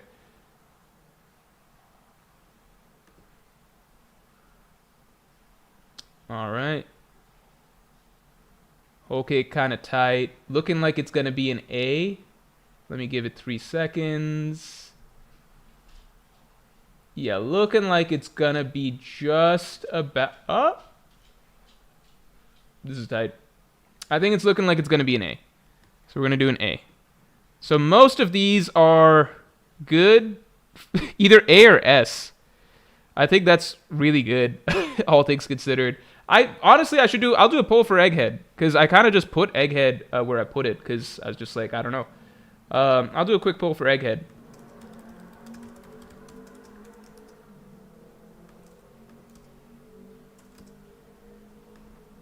And then this is Egghead real quick. Oh, holy shit. JWP, thanks for another 5. Thanks so much. Isaac Ampofo, Jose Cardenas, Dr. Jack, the half-dead anachronist, John Lowe, and Alejandro Ramirez. Everyone say thank you to JWP. Holy shit. And everybody shouts in the chat to JWP, because he comes through, drops a lot of memberships for people. You could be gifted one day if you haven't. Many of you have been gifted by him in the past and gotten to enjoy the perks of being a member, gotten the podcast, everything like that. Okay, so a lot of people have... Okay, most people have Egghead actually in A. So I should bump Egghead as well. So this is funny because, like, at the end of the day, a lot of these posters are in A. We're going to vote for the best one. Before we vote for out of these 5... yeah, I mean, at the end of the day, I'm just going to put Hachinosu there because I don't think people think it's bad, right? I think I just put it there to put it there. Yeah, all right. So we only got S, A, and B tier. JWP, thanks for the 2. Skypea, Thriller Bark, and Elbaf Knight are top 3 in my opinion. I think those. Yeah, I think everyone in the top 5 is really, really, really strong. But yeah, some people I guess have Thriller Bark up there, which I didn't realize. Is there anything people would strongly want me to bump up? Also, Harry Bear, thanks for your first super ever. Thank you so much. Hey Morj, been a long time watcher since Whole Cake. Love from UK, can't wait for the Wano video. Get ready, it's a big one. My question is, when One Piece ends, do you think it should get a sequel or spin-off story? I think mild spin-off stories, kind of like the Law novel or like the Ace novel or whatever, is fun. Or maybe some little story showing some stuff about Roger, but I really strongly believe it should not have a sequel or spin-off, because One Piece is a story that's written with a very, very strong vision, where everything from the beginning of the story and all the subsequent arcs, it's all written around convergence. Like, it's a story about, like, it's one piece. Like, the whole thing is in one piece, driving towards a singular point. So to then just have some shit after that, I think really, really throws it off. In my opinion, like, it throws off the beauty of the story, and it just cheapens, I think, a lot of why we were invested in the world. Especially because, like, if it's a sequel, then most likely you gotta, like, raise the power levels and shit like that. And it kind of just cheapens, like, what Luffy's whole journey was and, like, freeing the world of 800 years and everything like that. It's just like, well, now there's an even bigger thing. Like, aliens are gonna attack the world and everything. And it just feels like a short, cheap type of, like, conflict with, like, new power levels and stuff just to have something, you know? Remix King, good to see you, man. Thanks for being a Yonko tier member for 22 months. I'm still surprised how good the Marines are at successful failures. The more we hear about O'Hara, the more it makes you think what was actually done properly.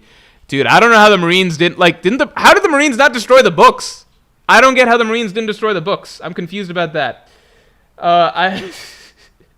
Okay, anything that people overwhelmingly think should be S. People say any slobby could be S. We kind of did votes for these, though. Before we do our vote on the best piece of artwork amongst these pieces of artwork, anything people overwhelmingly think should be S. That's not S right now.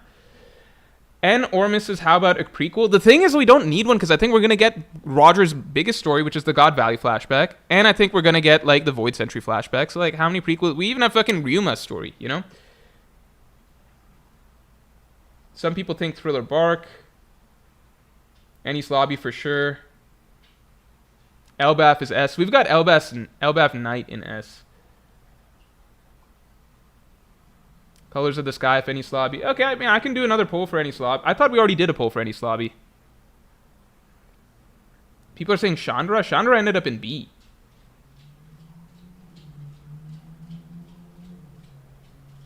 Elbaf should be an S. Elbaf Day could be an S. It is more detailed. I'm sure we'll throw this in S. Anybody object to that? Otherwise, we're gonna do the Marines sold. I don't know what the Marines were doing. I'm just not gonna throw in Elbaf Day into the best poster poll because I remember I ran this before and everyone consensus said Elbaf Knight is better, or vast majority of people. JWP says, if you're going objectively, I feel like Skype is the best poster by far. It is the most unique. Turtle Bark is my favorite, though. I think I got, what do you call, Skypea as S, like, my favorite personally. If I were to say my favorite personally, it would probably be some order of Skypea, then Elbaf Knight, then Zoe, then Ennis Lobby, then maybe a Marine Ford or Water 7 or Hachinos or Onigashima, something like that. A lot of people... Okay, we can't do repolls for all of these. We're just going to run it. All right, we're going to run with what we got. Best artwork. Elbaf Knight. Zoe. Marine Ford. Onigashima. And we'll throw in Skypea after against the winner, okay? We'll throw in Skypea against the winner.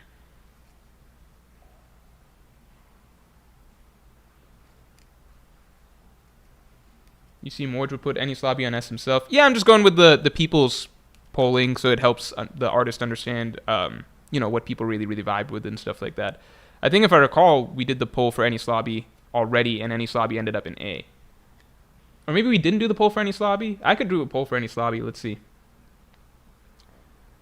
Elbaf. Oh shit, Elbaf Knight is pulling away with it. Zoe close second. Alright, so it seems like Elbaf Knight, then Zoe, then roughly Marine Ford, Onigashima, something like that. Alright. Let me do a poll for where any Slobby should go.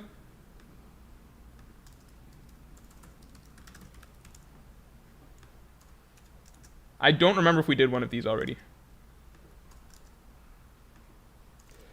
Gabe says, is there going to be a Marijua poster? There will eventually. We're trying to do each one in themes. Like, each batch in themes. So, like, Marijua will likely come at the same time as, like, Impel Down comes and a couple other things. So, yeah. Eshan Nazir, thanks for the 5. Rarely get to watch live British. Okay, so interesting. So I'm hitting a lot of UK viewers right now. Shout out to my favorite YouTuber. Thanks so much, man.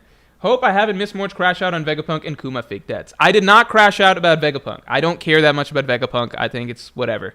Kuma, we need to wait and see, because I will care quite a bit if Kuma's consciousness is returned to him, and it turns out that he just kind of went to sleep for a little bit, basically. Okay, it's tight, but it looks like Enies Lobby stays in A. People really pushed hard for it to get to S, but it seems as though it is not quite to B. I know a lot of people liked Thriller Bark and Water 7 as well, so it sounds like these two are also fairly high for on people's radars. All right. We're going to do Skypiea versus Elbaf Knight. Oh, shit. Hold on.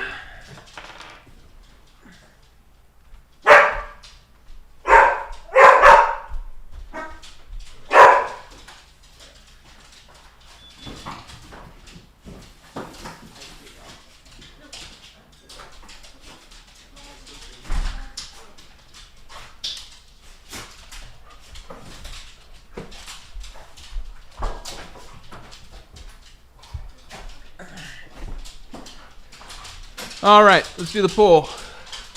Skypiea versus Elbaf. Okay, best poster.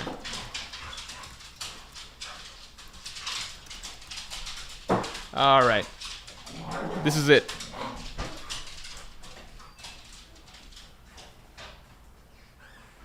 This is it. This is the big one. Dog escaped again. Nah.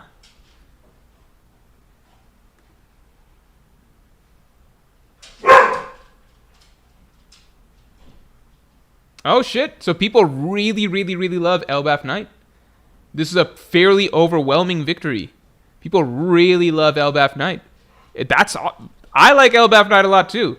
And what's funny is like, we were waiting and excited for like Elbaf to be revealed, right? So that the artist could do a rendition of it. And we were waiting and waiting, and then like the first time we got a full shot of Elbaf, we're like, okay, this is everything we could have hoped for because this place is fucking beautiful. So then he was able to do two versions, night and day. And yeah, so it looks like people really, really liked it. Good shit. So I'm not going to really, like the top tier outside of Elbaf Knight isn't really ranked. I'm going to put Skypiea here because it's like one of my favorite. Okay, it's just not ranked. None of this is ranked. This is not ranked. Nothing ranked. Shuffle around, however. Yeah, so we got our top tier. Basically, these are phenomenal posters. These are really, really good posters, and for some people, these are their favorites, it sounds like. And then these are solid posters, which aren't necessarily at the same caliber as the other ones. So that's good to know. It's good to know. All right, everybody. Our poster segment concluded. If you are interested in getting any of these posters for yourself before it closes out, because this is, like, we're trying to stick to it, basically. We only brought them all back because like people were really, really asking, especially for the holiday season, if we could do something. We're making them all available, all the 2024 ones available, including the alt versions right now on the Morj store. Just go there and click on the holiday special posters. They're all available. We're also offering mix and match bundles, so you can get 4 of them and get them all 50% off. So that's happening right now. We're not going to do this, like once 2025 starts, you're not going to be able to get these individually. You're not going to be able to get them as bundles of 4. We're starting just the new year with new posters, basically. So if you want any of them, or if you want them for your friends, or for anybody that you know, family, other One Piece fans, or whatever, we've got the really good deals for them right now. So just head on over there and check those out. Yeah. Continuing on. Dog food tax. Continuing on. Let's see. All right. So LF9 3. The colors are melancholic, funny enough. So there is an interior version, like little. Well, no, I'm not gonna say anything. Not gonna say nothing. Get Jay on the phone. I can talk to Jay for a little bit, but I'm sick and I do have to take dogs soon. So if Jay's around, Jay wants to get his shit off. I could talk to Jay for a second. Let me send him a message. Let me send him a message on Discord.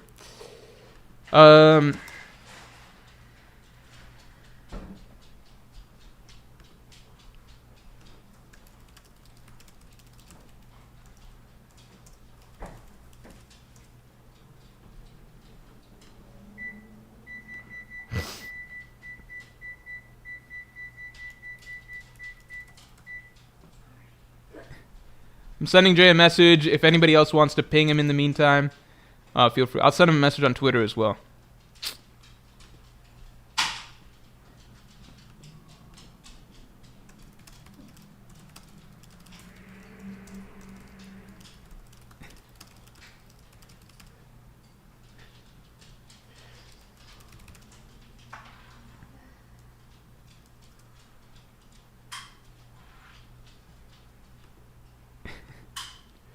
Let's see if he wants to join. We'll give it a few minutes. Let's see if he wants to join, crash out, do whatever. Jay ended his stream a while ago. I want to go watch a bit of that stream. See his reactions.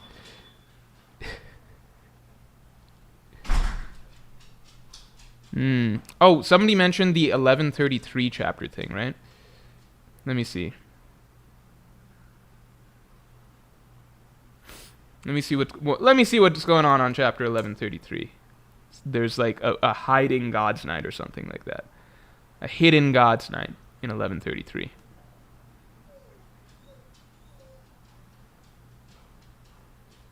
Where's this hidden God's Night?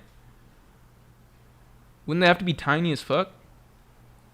Tiny little guy? Forgot Roto is all strung up, crucified.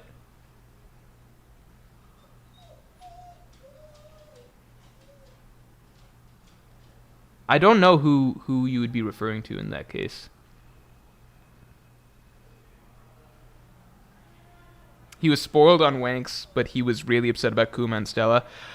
I'm just gonna try and like here's you know what it is also partly, which is like maybe if I was in a different frame of mind with I might have been more ready to crash out over Kuma and stuff like that. But here's the reality, right? Which is that like when I dropped the Saul video, between the Saul chapter coming out,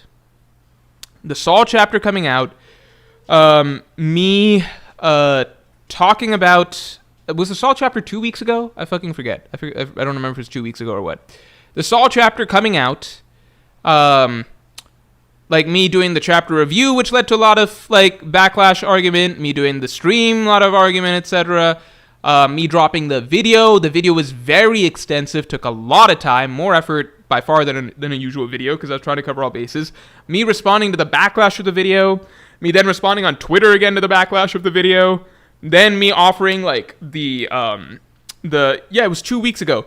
Then me offering like the stream debate format to debate the video or whatever. Then me debating with Hot Boy Spicy over this or whatever. Like at the end of it all, you're so like emotionally done with talking about the same subject. It's just like I kind of like already went through the emotional whatever of this whole thing of like getting out why it's such a problem, etc. And so it's just hard to muster up that same energy again the very next chapter.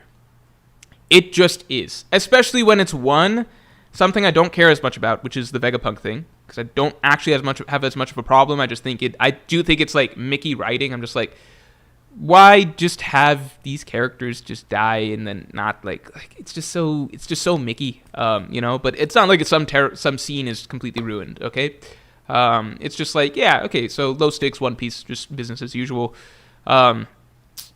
That's one, like Vegapunk, I would not have been prompted to make a video on regardless, right? Kuma, I do feel strongly about, but it has not, like, arguably even more, not significantly, as strongly as I felt about Saul, I might feel even more so about Kuma, should Kuma be reverted to normal, okay? Should Kuma be reverted to normal. However, I've decided that has not happened yet. I'm not going to crash out over something that hadn't happened. If we didn't already just have the Saul thing, and I had more energy for all of this, maybe I'd be like dropping a video talking about how like Kuma having his consciousness restored would be like absolutely terrible, absolutely completely like drastically take away from one of, if not arguably, the single best scene in all of One Piece. Like, it legitimately could do that. I would consider dropping a full video on that. But I just did the whole thing with Saul. So because I'm already in a place where, like, emotionally I don't just want to do this whole thing over again, I'm kind of just like, let me just wait and see for this one, right? If ultimately Kuma's consciousness is restored, he's back to 100, right? He basically just went to sleep for 2 years. And the thing that people don't even talk about is that, like, for the majority of the 2 years, he still did what he wanted. Quick, somebody tell me, what was Kuma doing for those 2 years that his consciousness was gone? Somebody say. What was Kuma doing for the 2 years his consciousness was gone? Somebody tell me what Kuma was doing. What was Kuma up to? What was Kuma up to during that time? Pop quiz. Pop quiz. What was he up to? Jay says, give me 2 minutes. Yeah, protecting the Sunny. Was he being a slave? Or was he doing exactly what he already wanted to do? He literally wasn't like... Essentially what actually happened is that he had 1 month without autonomy. 1 month without autonomy. The rest of the 2 years, he was just following his own directive. He was just already following the thing that he wanted to do. Right? So even if you want to argue, well, he still had to be a slave for the Celestial Dragons for 2 months, or like 2 years, it's like, yeah, well, that would be really, really bad. That's not what he did. He had a month, which is really bad, obviously, but like in the grand scheme of One Piece things, there's characters that are slaves for years and years, like Fisher Tiger, like Boa, like what happened with Ginny, obviously, and Kuma himself. Kuma's own childhood was significantly sadder than like it was a full childhood of that, right? So it's kind of like the conclusion to the story is being portrayed as like this groundbreakingly sad thing, like, oh my god, he's even losing his consciousness. It's like, well, he's going to sleep for 2 years. And if you want to say that, well, for 1 month of that, he has to be a slave, his mind is off during that month, and he already was a slave at childhood, so it's not like this is anything that new. If anything, this is arguably better because he doesn't have to be awake for it. I don't know.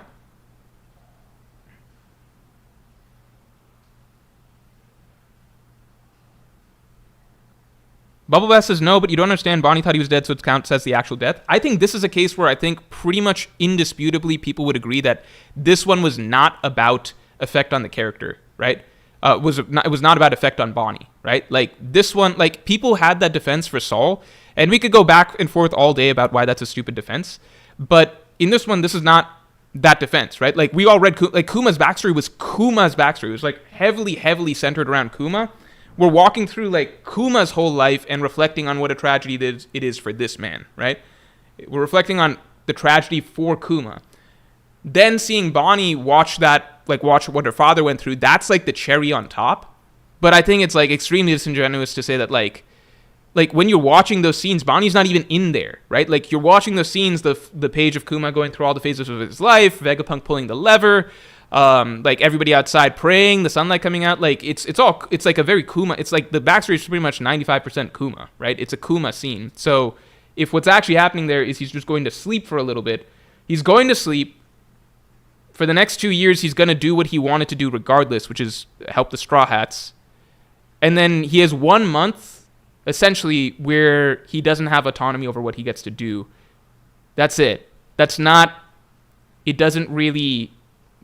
Like, that scene doesn't hit as hard anymore because we know nothing that bad is, like, we know he's just going to wake up in a bit, right? It's not, like, there's a huge difference between, like, oh my god, I'm reading the scene of, like, Kuma's life flashing before his eye, or, like, we're flashing through all of Kuma's life, heavenly light coming down, Vegapunk crying, Vegapunk talking about his death, yada, yada, yada, everybody praying outside, all of this dramatics, right?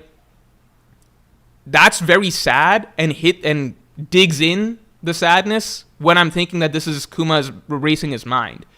It just feels very different if it's Kuma going to sleep. If I'm just watching Kuma basically going Sleeping Beauty for 2 years. That's very, very different. All right.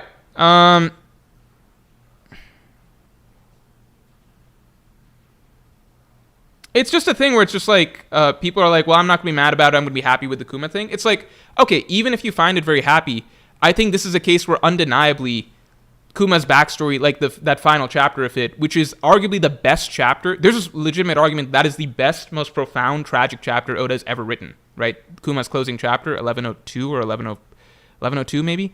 1102, 1104, 1102? Like, you could make an argument that was Oda's best, most profound, most tragic chapter that he's ever written, right? Most masterful chapter in all of One Piece, right?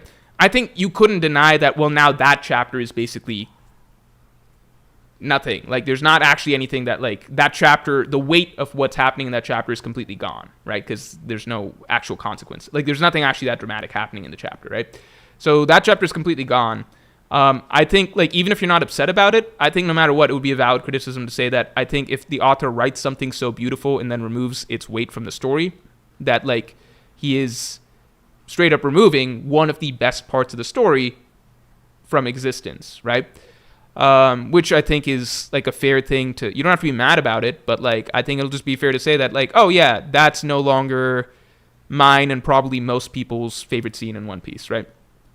So I think it's weird writing to remove masterpieces that you yourself wrote. And in this case, like, at least the defense that people used to have, which was like, Robin's backstory is still sad, yada, yada, yada, etc. Like, well, now that's gone. Because, like, we know that that chapter, at the very least, is no longer sad. Right? Glam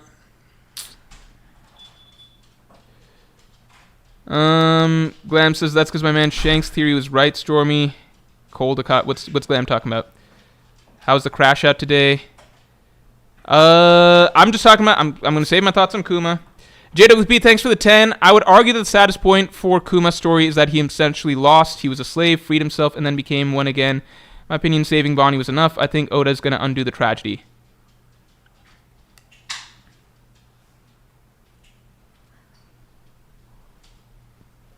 He lost... He was a slave, freed himself, and then became one again.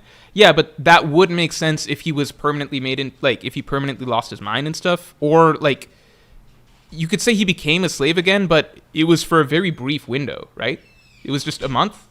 It was a month, which is, like, nowhere near as tragic as what his childhood was, which was, you know, from him to, like, age 10 or some shit like that, right? So, even then, like, if you want to argue that the tragedy is that he had to become a slave again... He only had to become a slave for, like, a very brief period of time, which obviously is really, really, really bad. I'm just saying that it feels weird considering we already started off with much worse shit in his backstory, right? The way it ended felt like the pinnacle, like, holy shit, and now he's even losing his mind. But now it's like, okay, well, he didn't lose his mind. That didn't happen. And he did have to go back to being a slave, but for a much shorter window of time than he did as a child. So it's not particularly anything new for him, you know? I don't know. Shogun says, hey, as long as Bonnie's happy, why complain?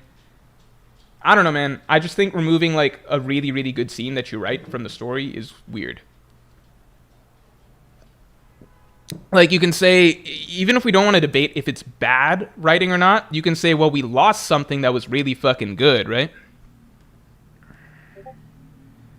Jay, I think we're going to have... Oh, Jay's messaging from the other thing. Oh, shit. Hold on. Okay. Let me just get you on here like this. I didn't realize you called from this.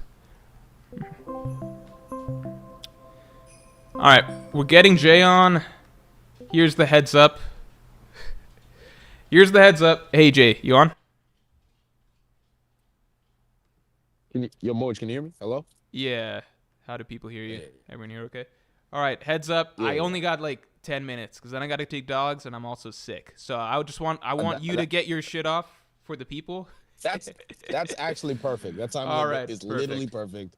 Let me respond to one super real quick. Let's get the super out of the way, All right, and of then we'll get the rest. Jolly D Joe, so thanks for the 5. People just like happy moments and don't care how it happens, as long as the scene makes them happy. I get that, but like sometimes you could say that like a happy scene, like what Oda wrote before this with Kuma's, you know, final moments. That's like you could genuinely argue that's the best written scene in One Piece, literally. So it's like. In this case, if you want to play the math of it, which I think is silly, but if you want to, it's like removing arguably the best scene in One Piece for a happy scene, right? Like, it's kind of like, would we remove Ace's death from One Piece just so that we can get a reunion for Ace later on? Like, it would be a happy scene, but you're losing something so profoundly powerful. So, I think it's a silly argument, but, you know, people are going to say what they want to say. Get your shit off. Oh, Jay's volume's low. Let me raise it a bit. All right.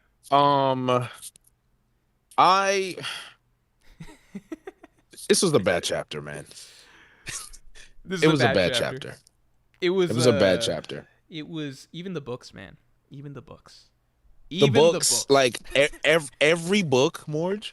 Like, I need to understand what he means by every book. Does he mean like every book in the library, or just like every book that they saved? I think every book that they saved. I think I like okay, because I'm going to give him the benefit of the doubt. Every book that they saved. I don't know why they saved any books, because the Marines' only job was to like fucking delete those books. But still. Because I just want people to understand. If the books are still there, The Marines accomplished nothing. Bro, I don't know if They that's actually accomplished. I don't know if that's No, civilian ship. What if the civilian ship did blow up? What if we get the reveal that Akaido's actually a good guy and he just pretended to have the civilian ships load up? And people are oh like, my God. brilliant character writing. We should have known Akainu was a good guy ever since we saw that We tattoo. That tattoo of the my sword. God. We should have known. He's a good guy. Ace is alive It's too. Akainu didn't kill him foreshadowing. either. It's- Go to foreshadowing.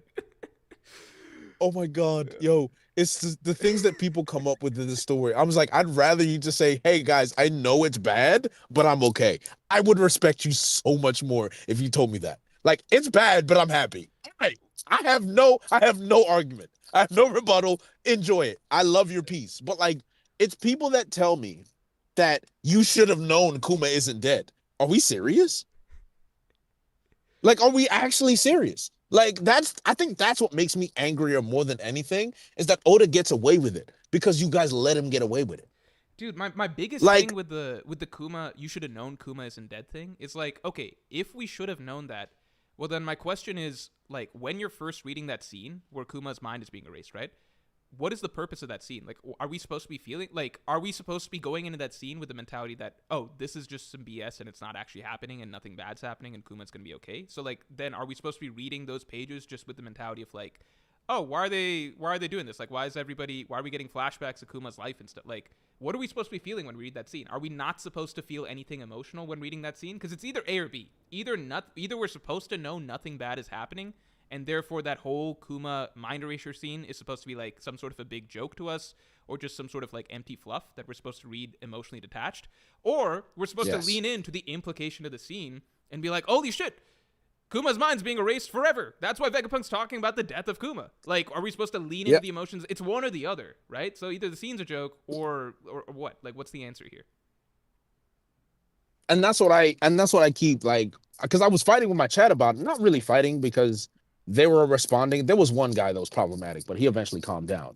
Okay. And it's like, you're giving me all these excuses of like, but it was foreshadowed, it makes sense. And then I finally got to the point, I'm like, I think you guys need to understand that just because you can find a way to say it was possibly foreshadowed, all you're doing is you're sacrificing the moments that we all enjoyed for the sake of temporary happiness that we're all gonna forget in 3 minutes. Like, people say, oh, what, Bonnie's happy. And why do we care about Bonnie's happiness? Bro, I mean, what does like, Bonnie's happiness have to do with the plot of the story?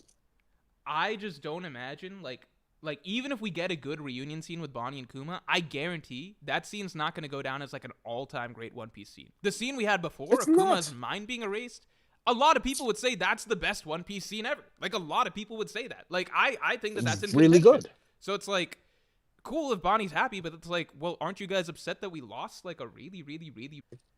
That's the thing. It's like, it's like you have the arguably top 3 backstory, top 3 saddest backstory in the entire arc. And what makes it sad is Kuma's sacrifice. Is at the end, you know, he sacrifices his consciousness for this little girl that he had no, I wouldn't say he has no business taking in, but he sacrifices everything to take her in and then to heal her. And it's like, for all of that sacrifice to be for nothing, because he was going to come back anyway. It's like, why? Why do we like to ignore the impact? Because then go back and reread it. Looking at that scene again, you're not going to feel anything. Yeah. Because you know Kuma's going to come back anyway. And then here's the part that makes me angry, Morj. Why do people say One Piece is built for a binge? But if you go back and binge it, the scenes get worse because of what Oda has done week to week. It's just, oh my god, almost crashed out. I gotta breathe. If you binge it, the story gets worse. Oh my god, if you binge it, the story gets worse. Oh my god, I can't breathe. I can't. Funny quote. Morj, I can't believe it. Like, you know what else is funny? I was telling my chat before this, which is you know what, like, it's not even like when Kuma went to sleep, right? It's not even like he had to be a slave for 2 years or anything. He got to do what he wanted those 2 years. He protected the Sunny. It's probably what he would have done anyway if his mind wasn't erased. So it's just like, exactly. It's like, what the fuck was the point? Just, I don't know. I really don't know. I was not critical of Kuma here as much. One, because I'd already wasted too much emotional energy on the Saul thing, and I was just like, when I was reading, I was just like, here we go again. I'm not doing this shit again. It's too I early. knew it. I'm gonna Yeah, wait. that's the thing. I'm gonna wait. I'm gonna wait and see if Kuma's mind is actually brought back. I'll do my videos and like get back up and do this all over again if Kuma's mind is actually brought back. So I'm just gonna put this on hold. Put this on hold. I'll be excited about the God's Knights shit. And the Vegapunk stuff and the book stuff, I find it Mickey for sure, but it wasn't enough that I'm going to get really upset about it because I'm just like, I don't have it in me right now. I'm just going to leave it for the moment. I don't have it in me right now. It's just That's funny how the I felt timing, about though. the book stuff. Bro, it's just funny about the timing because like the last 2 weeks, we've been going back and forth with so many people about all of this Saul stuff, how ridiculous it is, etc. So many people like defending it. And then literally like the next week, as though Oda doesn't know how hard people have been trying to defend his name, Oda just drops a chapter like this and he's like, oh yeah, and by the way, besides Saul, like Vegapunk, Kuma probably, and all of the books of Ohara, they're all good too. like he just doesn't know. He's so out of touch with like what people might be critiquing the story over. I don't know, man. It's Elbaf is shaping up to be the arc of Mickey's. Like that's really what's happening. Like that's literally this is what I was worried about. And I think what makes me sad is that we have this magical reveal of like Shank's twin or Shanks or whatever here. And I'm only worried about one statement. Do you think you can do that for Papa too? Of course we can. Oh my God, Morj, I'm telling you, I can't. I can't have Kuma come back. Kuma coming back. He can't come back. I would not. It would be. Bro, I think it would be Saul times 100 for me because like it would destroy the fabric of Egghead itself. And the best part is like almost all the excuses people gave for like the Saul thing does not apply to Kuma. So I'd love to see what people pull out of their ass for this. I'd love to see that. Like Vegapunk literally verbatim says your death is an insult to all of us. Yeah, they're very Vegapunk clear. literally very says explicit. It. Very explicit. Very explicit. All right, man. Have you've seen Full Metal? Yeah. Before you go, you've seen Full Metal Alchemist, right? Yes. Can you imagine Maze Hughes coming back, bro, after all of that? Just think about that for a second, and then you tell me this Kuma stuff is okay. No, it's just no other series do this, man. No other good series do this. No other good series do this. Is the thing. It's just like it's not supposed to be like a game where like the author is trying to find as many ways to like bring back characters as possible and see what he can get away with. Like that's not the idea. Like it just shouldn't even be at this point where it's like constant like, okay, but this foreshadowing and then this thing and this, like it's just like the fact that this problem even exists and then this is like a regular discussion. And Akash Panda, I see the 2 supers. I'll get those too. The fact that this is even like a discussion, like we shouldn't be having to do that. Like this back and forth shouldn't even be happening in the first place. It's not a game where the author's trying to see how many false death scenes can I get away with without like my readers just all dropping the story. Like it just doesn't. That's not the idea. I don't know, man. It's not. I'm with you. Yeah. I'm 100% with you, man. I'm gonna watch a bit of your stream after tonight. Just see. I want to see the crash out. See what happened live. Yeah, I definitely. Yeah, I wasn't happy. I can say that safely. I was not happy. All right, man. Well, I'm glad we had you on. Let me just get these last 2 supers, and I'm probably gonna call it a stream. But bro, all good. I think the timing is. It's almost as though like the timing of this supports everything we were already saying the last 2 weeks. Yep. It's just like the story literally backs it up immediately. Like. I think a part 2 is in order, Morj, for that video. I don't have the energy for it, man. I gotta wait. I saw the thumbnail. I saw the hypothetical viewership. I was like, that's pretty good, but I'm gonna leave it for now. I was like, oh, that's a lot of money there, huh? Yeah, you think that's right? All right, bro. All right, brother. Thanks for joining in. Everyone say bye to Jay. Go watch his video if you want to see the crash out happen in real time. But yeah. Yo, take care, chat. Peace, man. All right, of course, peace. All right, we're going to get off 2 supers real quick, and then I'm going to call it. JWP, thanks for the 5. I'm saying it only works if Kuma's story ends by him dying at Egghead, or at least his mind. I agree, man. I agree, which didn't happen. He stayed on board the ship. I was like, well, at least his mind is gone, and maybe he, like, sacrifices himself for Bonnie or something down the line, but it seems like the direction is the opposite. I'm going to hold my thoughts till something actually happens, but yeah. JWP continues to say, this is my Saul lol. Kuma's flashback was my favorite part of One Piece. Yeah, man. the reunion could be happy, but like a happy reunion is so easy to write. Kuma's flashback and the tragedy, like those final 3 pages of Kuma's flashback, those are ingenious writing, like peak One Piece writing. Don't take those away from us. Hiyo, thanks for the 5. I think the problem is that people treat these characters like real people, so of course they want what's best, not the most happy ending. I think Oda treats it that way too, which is just like, listen, man, but as a storyteller, you want some consequences, right? You just don't want happy all the time. Happy all the time is not an interesting story. The good stuff carries more weight when it's preceded by some happy stuff, like good to counterbalance the bad, right? You know, not just like erase the bad so we only ever have good, and that's what this feels like.